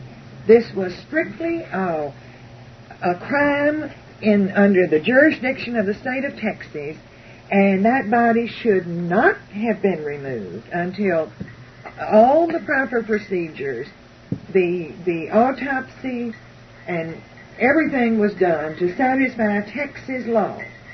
And the decision was made immediately to remove the body to Washington, and they forcefully, it was almost fist fights, knocking people down. They wheeled that body out. You know that for a fact. I know that for a fact. They forcefully removed the body. And then it is my opinion that they, with equal disregard for the rights of the state of Texas, they removed all investigatory procedures from our Texas lawmen. Okay, the morning of the assassination, Oswald and Frazier drove to the Texas School Book Depository from Irving, Texas, right? And in a bag, there's some question as to whether he had the assassination weapon or some curtain rods. What do you think about that? There's some question in my mind as to whether he had anything except a lunch bag. But if he had a bag that was capable of carrying either curtain rods or a gun broken down, I'm a little bit inclined to believe the boy's story that day that it was curtain rods. And I know that Lee was capable of stretching the truth or evading the truth because we have his interview in New Orleans and the fact that he would tell Carlos Bringuier, I am anti-Castro, may I help you train your men, and then go out on the street with pro-Castro signs and behave like he did. He was capable of deception. But I'm a little bit inclined to believe the curtain rod story, if he had a bag at all, other than lunch bag. For this reason, both Lenny Mae Randall and Bill Wesley Frazier gave an example that he carried the package cupped in his hand with the palm of his hand, his fingers cupped around it, and it was up under the armpit. Now, of course, we have some discrepancy in the actual length of the gun itself. What he ordered and what he got were two different things, if he actually ordered and if he actually received that gun. We have no receipts. He did not sign anything to get that gun from. We never were able to determine, the Warren Commission wasn't, who actually picked up the gun. Did he ever sign a receipt for his pistol? No. So there's neither one. You don't and know. This is completely, have you ever gone and picked up a package at a post office? You have to sign for it. They will not release it to you unless you sign for it. Well, now, if it had been 5 years or something like that, I would have understood the disappearance of this receipt. But this was less than a year. This was about, March, from March till November. I cannot believe that the post office, today I could accept anything wrong with the post office. I think we'd be better off with Pony Express. But then we had fairly good service from the post office. And I think they would have kept that receipt, those receipts. But another thing, back to the curtain rod story. You have seen in my home pictures that I know were taken the afternoon, late afternoon, of the 22nd or the 23rd. Now, the Black Star people are not certain whether, we can't seem to get a straight answer. They took pictures the afternoon of the 22nd. They took pictures the afternoon of the 23rd. One of those 2 days, Mrs. Roberts was hanging curtains, putting up curtains in his room. Now, I cannot believe that they would change the curtains and put up curtain rods and change the curtains to accommodate photographers. I think they would have left that room like it was. But you have seen pictures where they are putting up curtains. I think they were trying to make that closet look a little more habitable. I don't think there were curtains there. I think Lee could possibly have wanted curtains in there too, because you could just look right in from the outside. It was a closet that had been converted to a room. And I think that is very interesting, and more questions should have been asked. Were there curtains in that room? Why did you put up curtains? Were there curtain rods? And I think this makes me doubt that he actually carried the gun. He denied it, of course, but we can't take, he was going to deny everything that day, certainly. In your opinion, what intelligence connections, if any, did Oswald have? I believe, and I can't prove this, when I can give you documentation for something, and most of the things that I tell you, I can say, this is in volume so-and-so, page so-and-so, this is here or there. But I can't, this affidavit to the FBI proves this, or certainly upholds it. His cousin, Marilyn Dorothea Murat, they are still classifying material about her. Mrs. Oswald, Marguerite Oswald's sister, Lillian Clavery Murat, had a daughter, Marilyn Dorothea Murat. And this girl had a very strange career. She worked her way around the world teaching school. Now, I don't know how many languages she spoke but this is never made quite clear. There are some documents still withheld more than 12 years following the assassination regarding Marilyn Dorothea Murat. One document is Ray Marilyn Dorothea Murat and Harold R. Isaacs, Boston, I believe it's April 4th of 1964. Now, this Harold R. Isaacs was one of the China boys accused of being communist, and he comes from that background and goes into Massachusetts Institute of Technology, and I cannot verify this, but I have been told that MIT is a, quote, hotbed of CIA activities. Back in the 30s and 40s, we were told that the University of Chicago was a hotbed of communism. I don't know what it is today. It's a very fine university. But we in the South were told, oh, don't send your children there because that's a hotbed of communism. Today we are told that MIT is a hotbed of CIA activity. And Harold R. Isaacs is very prominent there.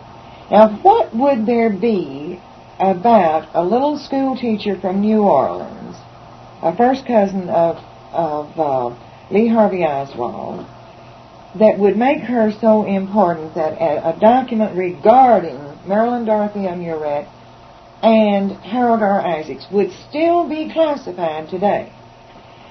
John Pick was in Japan in October of 1963. John Pick was Lee Harvey Oswald's half-brother. He claims that Marilyn Dorothea Murat came to visit him in Japan in October. And in the conversation, he said, "What do you hear from Lee?" And she said, "Oh, he's in Russia. Didn't you know?" And it had not been made public at that time that Lee was in Russia. Now, if this is true, she had some inside knowledge. Now, I have wondered if possibly Marilyn Dorothea Murat recruited Lee for the CIA. You see, his strange discharge. His mother was injured, and when I say injured, a candy box fell on her nose on December the 8th of 1958 while Lee was at home. Now, you know that to be true because you've met the mother many times. And well, I do not take her word for it. I would not. However, let me say, I do think she is an impossible human being, but she is intelligent. She is. Don't believe the stories that she's insane or she. And so far, I have found her to be very truthful. Now, when she accuses you of mistreating her or not properly taking care of her, not giving her enough money, these things, of course, I'm not considering when I say. But truthful about her relationship with her children and the government, I think Marguerite is truthful. No, I'm going by doctors' affidavits in the 26 volumes and in documents that have been released since 1967. Marguerite was injured. She worked for King Candy Company in Cox Department Store in Fort Worth. In December of 1958, Lee was home on leave. December 8th of 1958, a candy box, fell on her nose.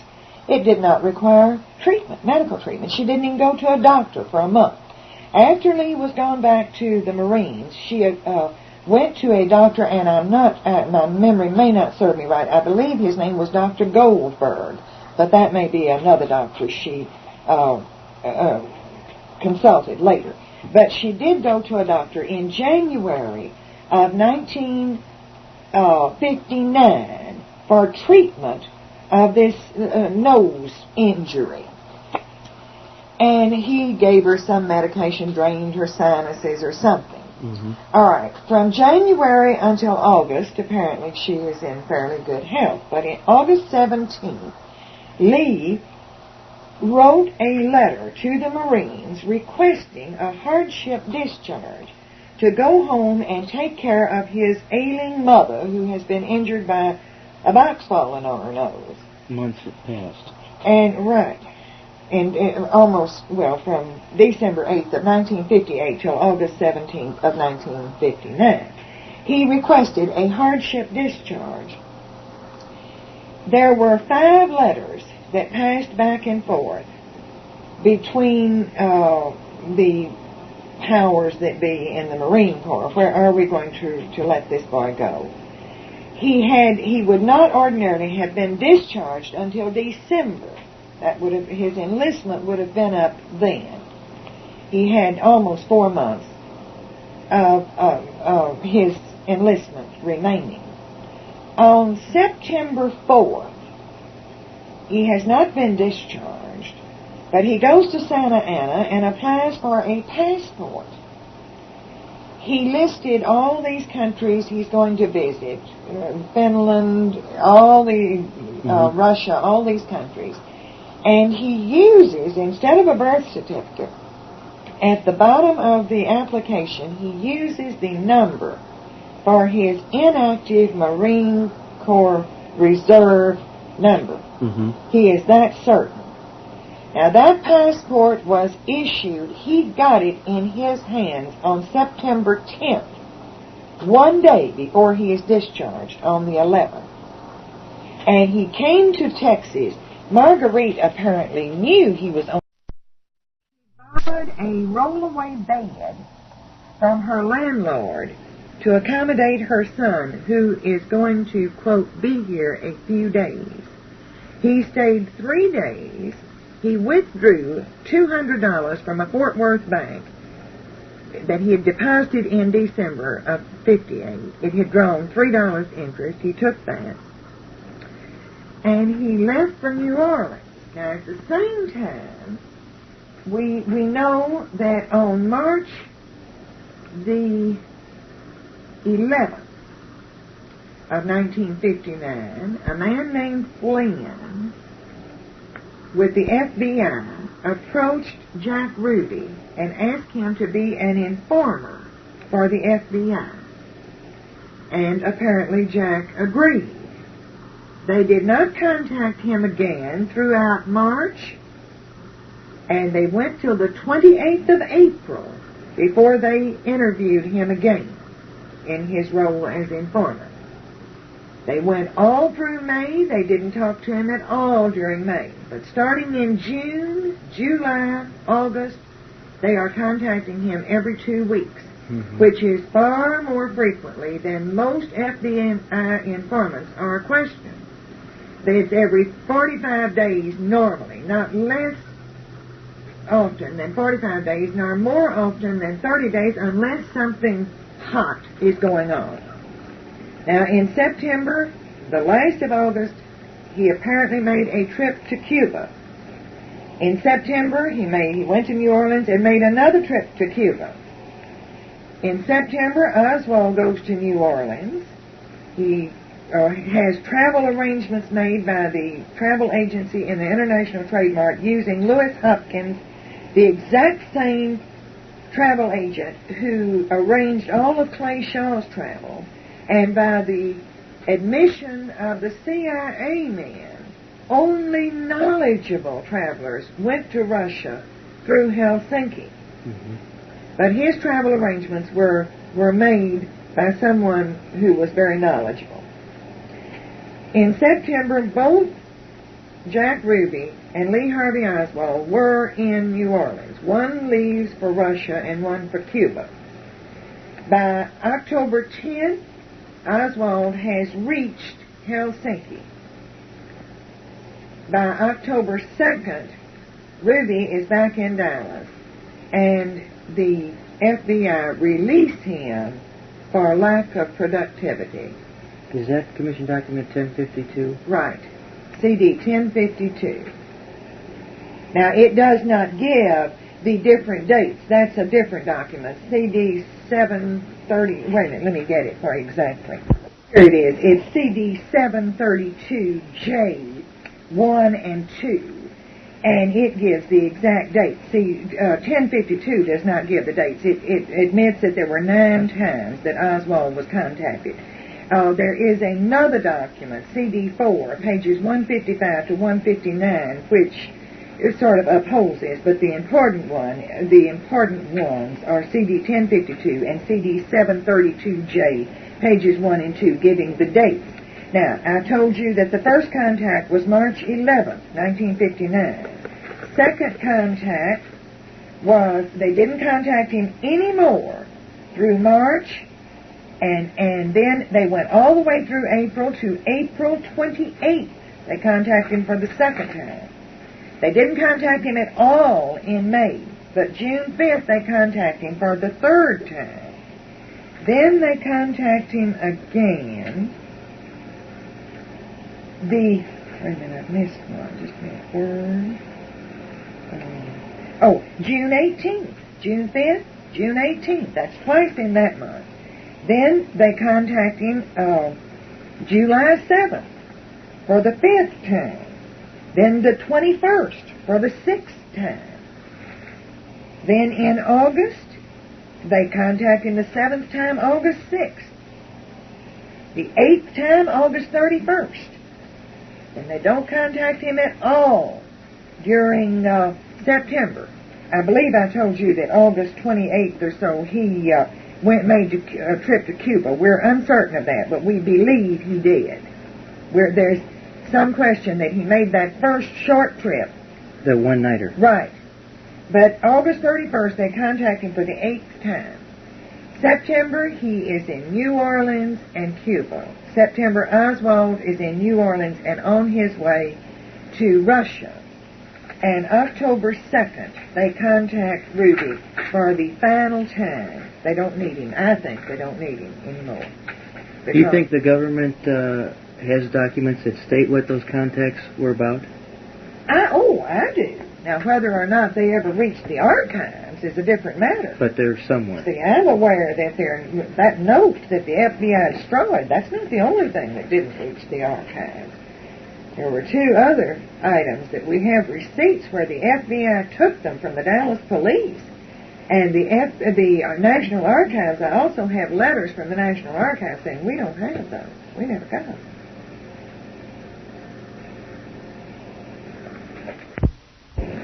What do you think about the note that was delivered to the FBI and then subsequently destroyed? Well, I have pretty firm opinions on this that I can't exactly document. On July 16th, 1962, John W. Fain, an FBI agent in Fort Worth, went to Lee's home to interview him. He sat in front of his home for over 2 hours interviewing Lee. Now, when we got the transcript of the January 22nd or 27th executive session of the Warren Commission, even Allen Dulles, I believe, said, nobody's going to believe that's 2 hours. This Fain report was so short. Mm-hmm. And he sat there 2 hours talking to him. Now, that afternoon, Lee went and paid his rent, which was late, overdue. He had no money. I believe John W. Fain hired Lee for an informant. In the report, he does say that Lee was cooperative and offered to call him if the Soviets tried to contact him or anything like that. Now, if we are to believe that this sullen, uncooperative, FBI-hating young man was what they say he was, I don't believe that he would have cooperated and said, the other place he's arrogant. Right. Unless he was given money. I think that Fain gave him cash that afternoon, and he went and paid his rent. Now, Fain retired from the FBI in October of 1962 and turned the file over to James P. Hosty, Jr. And Hosty apparently was rabidly anti-communist, a rabid right-winger. I personally am a right-winger myself. But I think this man suspected that if you didn't stand up and shout for Joe McCarthy and for George Wallace, and I'm not really intending to compare those two, but I think anyone who was left of those two, Hosty considered them to be communists. Mm-hmm.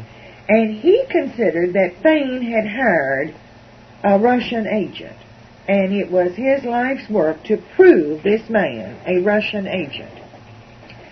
He knew where Lee was working. He could go down there and talk to him and question him and badger him, but he chose not to do that. He considered it would be better to go out there and badger those two women. And possibly if he kept at it long enough, one of them would break down and admit, oh yes, Lee is in touch with the Kremlin every other day. So he kept going out there. Now, to the Warren Commission, he testified that he did not want to go around a man's place of business and embarrass him. Well, he didn't hesitate a moment to go to St. Mark's School, where Ruth Paine worked. He didn't hesitate a moment to go to Bell Helicopter about Michael Paine. Why would he be so considerate of this, what he thought to be a Russian agent?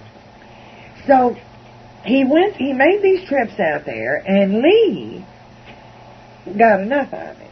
And he went down, when he came to Irving, and found out that these women had been questioned again on November 1st by Hosty. He went down, I think he went on the 8th of November. He went down to the FBI office, and I think he asked for Hosty. And I think they said he's out in the field working, and Lee said, you tell him to leave my wife alone. If he he doesn't, I'm going to report him to Washington, to my superiors. I'm working up for you people too. And now, I don't, if he thinks that I am behind his back trying to set up some FPCC chapter here in Dallas, I'm tired of this. I'm doing what you people told me to do, etc. Now, all of this is surmising on my part, you've got to remember. But it makes sense. It makes sense. And I think the FBI said, oh, don't pay any attention to Hosty. He's, buddy, we're not interested in what you do. You just do what you're told to do for us. And if you do anything, The next day he writes a letter to the Russian embassy, and he starts a paragraph with, the FBI is no longer interested in my activities. That's in the letter of November 9th that he wrote at Mrs. Payne's house. Now, in Volume 1, page, I believe it's either 37 or 57, in Volume 1, Marina testifies to the Warren Commission on February 4th, 1964, that Lee said he went to their building, to the FBI, but I thought he was a brave rabbit. I didn't believe him. In Volume 3, pages 18 and 19 and 20, Ruth Payne says that on November 9th, when he was talking to her Saturday, he told her he went to the FBI and left a note for Hosty. But Ruth Payne says, I later found out that wasn't true. Well, who could have proven to her it wasn't true except the FBI? So they had discussed that, and they'd lied to her. Now, it's my opinion that even in 1963, or today, if you went down to the FBI office and threatened to blow the place up, or burn it, or kill somebody, they would have you in Leavenworth before dark tonight, or in Springfield, Missouri, more probably. This just never happened. Mm-hmm. All of the testimony, no two people who saw the note have agreed on what the note said. I think the note merely said, stay away from my wife. If you want to question me about anything, come down and you talk to me. I don't think it said anything. I think any threat in it was a threat to report to J. Edgar Hoover or someone in Washington that this man was mistreating his family or something to that effect. You previously mentioned to me that some information about some other ambush points in Dallas besides Dealey Plaza? Well, we have no absolute proof on any of it. Found in Lee's possession were some pictures of General Walker's, the back of General Walker's home. And these, they claimed, tied him in with the April 10th, 1963 shooting at General Walker's home. We didn't hear about this. Marina's the one who brought this up. But there were also pictures of the railroad trestle right down very near General Walker's home. You've got some of those pictures. I do. And these pictures indicate that Lee was down here around Turtle Creek and Lemon. Right down here? Right down here, taking pictures. Now, that would have been an ideal spot for ambush. You've got Turtle Creek running along there. That's right, he did go through Turtle Creek. Right. And see where he turned there with a high-powered rifle from that railroad underpass. Well, I never can determine whether when you go under something it's called an underpass, or whether the train going over it makes it an overpass. I never have. Whatever. Yes. But this thing down here would have been an ideal spot for ambush. You've got Turtle Creek, a lot of shrubbery, sparsely populated. I think that whoever planned this thing and planned to implicate Lee Harvey Oswald, and don't misunderstand, I'm not sure that he wasn't involved, but I am almost certain he didn't know exactly what was going to come off, and certainly had no idea that he would not walk away from it a free man. In other words, you would buy the statement that Oswald said, I'm just a patsy. When I have the recording from that night, his first radio press conference, And they're talking to him about Tippit, and he says, I didn't shoot anybody. And they say, well, did you kill the president? And he says, nobody has even said anything to me about that. Oh, I see, I am just a patsy. I'm just a patsy. What if Oswald had no idea that the president was actually going to be killed? If you'll remember when Truman was shot at by the Puerto Ricans and they killed one of his guards at Blair House, Truman's popularity was at about as low an ebb as it ever was. He had threatened to take over the railroads to keep them from striking, and that certainly alienated the left. He had brought MacArthur home, which alienated the right. He just about didn't have any friends, and voting friends. And then the Puerto Ricans shot at him and killed one of his guards. And the American people rallied around him, and he went in by a landslide like the country had never seen since Roosevelt or before. Like Nixon and McGovern. Right. And what if Bobby Kennedy was a shrewd young man, and he certainly had contact with dissident FBI men who did not like Hoover. It had to be somebody planning this thing who knew every move that this man was going to make. Every move, where he was going to be every minute. What if Bobby decided that because of the Bay of Pigs and the missile crisis and the Vienna kitchen debate, and Kennedy had not come off too well in these things, what if Bobby's fake assassination attempt pardon me, against his brother, the American people would rally around him and he would go in 64 with a landslide to prove we didn't want him killed? And what if Bobby used dissident FBI men and government men, but what if the CIA put real ammunition behind the picket fence? That's an idea. Now, we heard later that there was a gunman arrested in Cobb Stadium. We don't know. That would have been an ideal spot. It would have a view of the motorcade passing on the way to Market Hall. There was a picture published in the Saturday Evening Post right following the assassination. It's the picture where the president's body is prone and the Secret Service man over him and the foot is sticking out. But over on top of a building there is what appears to be a rifleman in the distance. And you have that photo too, it doesn't show the rifleman in here. It isn't wide enough view, but I do have the Saturday Evening Post. I can show you that picture. We were told that there were riflemen there.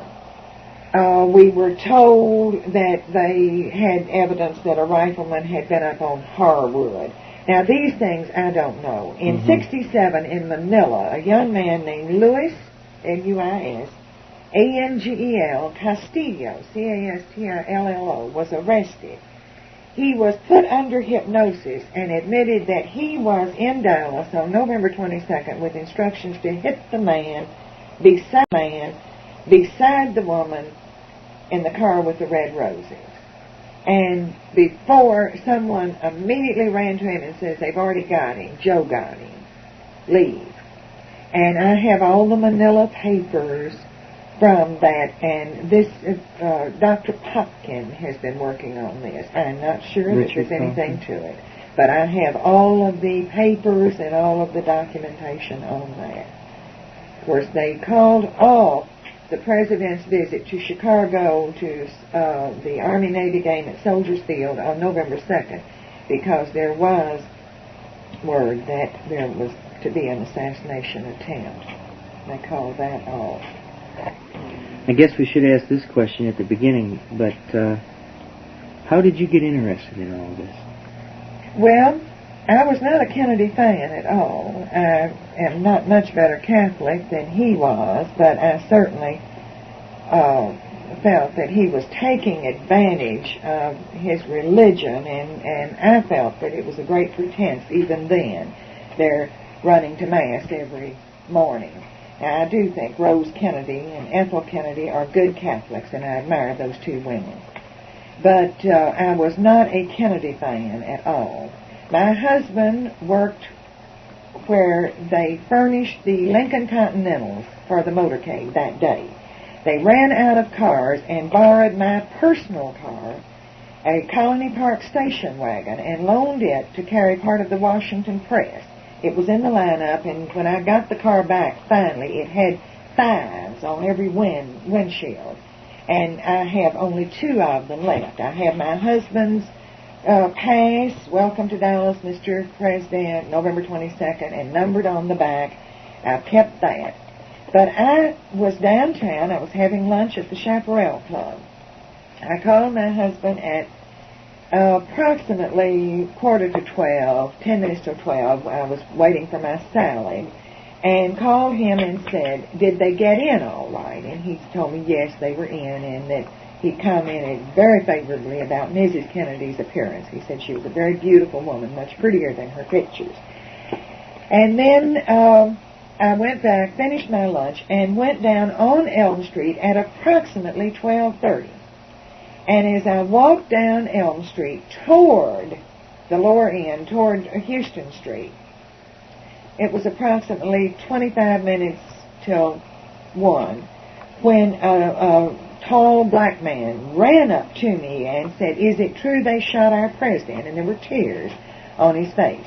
And my first impression was he was insane. And I stepped back, and suddenly just the appearance of the streets, you knew something was wrong. There were squad cars running down toward Elm in Houston with riot guns out the window, and there was a stillness, you know, it was just, you knew something was wrong. And I ran into a place that's called Newsland at Elm and Irby and asked if I could use the phone. And I called my husband and said, have you heard that Kennedy has been shot? And I'll never forget Buck's words. He said, he's deader than a doornail, or a doorknob, something. And I said, what makes you say that? He said, they have just said on radio that he was hit in the head hard enough that it spun him around in the car. And he had gone through the Italian campaign in the Second World War, and he said, you don't hit anyone in the head that hard. And they lived to tell about it. So I stood there and with a little cluster of people around a transistor radio, and about 10 minutes till 1, I heard the first description of the assailant or the suspect over the air. White male, approximately 6 feet, approximately 30 years of age, approximately 160 pounds, white shirt and khaki pants. Well, I was horrified. I thought they'll never catch him. If this man has had a 20-minute head start, and now if he had been like Van Gogh and had one ear gone, or had Al Capone with a scar down his face, or a limp or something, yes, you might find him. But that was a description that would fit any one of 50,000 men in the Dallas-Fort Worth area. And I thought they'll never catch him. At 1:51, just about an hour later, they catch the man and say, we have the man. They caught him in another section of Dallas, in a theater, sitting quietly in a theater. Instead of being 6 feet tall, he is either 5'9" or 5'11", depending on whether he's in Russia or in this country. He is not 30 years old. He is 24 years old. In fact, 1 month into his 24th year. He is not 160 pounds. He is closer to 135 to 40 pounds. He does not have on a white shirt. He has on a dark reddish-brown multicolored shirt. He does not have on khaki pants. He has on brown wool trousers. And I said, something is wrong. This does not make sense. And the more I started that day, I placed one of my sons at both docks of the Dallas Morning News and the Dallas Times-Herald. I used another son and my husband to relieve them. They stayed day and night. For the next few days, I kept someone there buying newspapers. As a result, I have every issue of both papers. But following Oswald's murder, the Dallas Times-Herald put out an issue of a paper with the banner headline, FBI warned Oswald would be killed. And I understand that about 50 of those papers were grabbed by people like my sons, and they jerked them back and destroyed them. Those papers are extremely valuable now. But I do have every issue of every paper. You were offered quite a bit of money for that? Quite a bit of money for that one paper. Now, I started that afternoon and indexed column by column every name that was in the paper. The different witnesses, the different people who made state of press. And then in September of 64, I got the report. And I did the same thing with the report. I thought it was the dullest reading I had ever gone through in my life, but I read it, every word. And then I found out that they had 26 volumes of supportive documents and testimony. I turned to volume 16, Commission Exhibit 1, and I started studying the exhibits one at a time. And I would think, what in the world is this? And I would go back into the testimony where CE1 was introduced. Mm-hmm. And every place it was introduced, I would read about it. By the time I got through 26, I probably knew more about the testimony and the documents than anybody outside the staff of the Warren Commission, because I didn't read the testimony straight through. I read the documents, studied the exhibits, and went back, and of course I would get hooked on somebody's testimony and then read everything concerning that. Mm-hmm. Now, I would say that I have completely read the 26 volumes, I would say 5 times in the past 12 years. Then, in 1966, I found out that they had thousands of pages in the National Archives that were not published. I immediately went to Washington and tried to get in there. I did get in there. My first experience was rather frightening, or not frightening, it was unique, I guess. I said, I'm very much like these kids who write to me from all over the country, send me everything you've got. I said, I want to see what you've got. And they said, well, we've got rooms full of stuff, tell us what you want. I said, well, I don't know. Well, we can't do anything for you. You have to specify. I said, all right, bring me documents CD 1 through 10.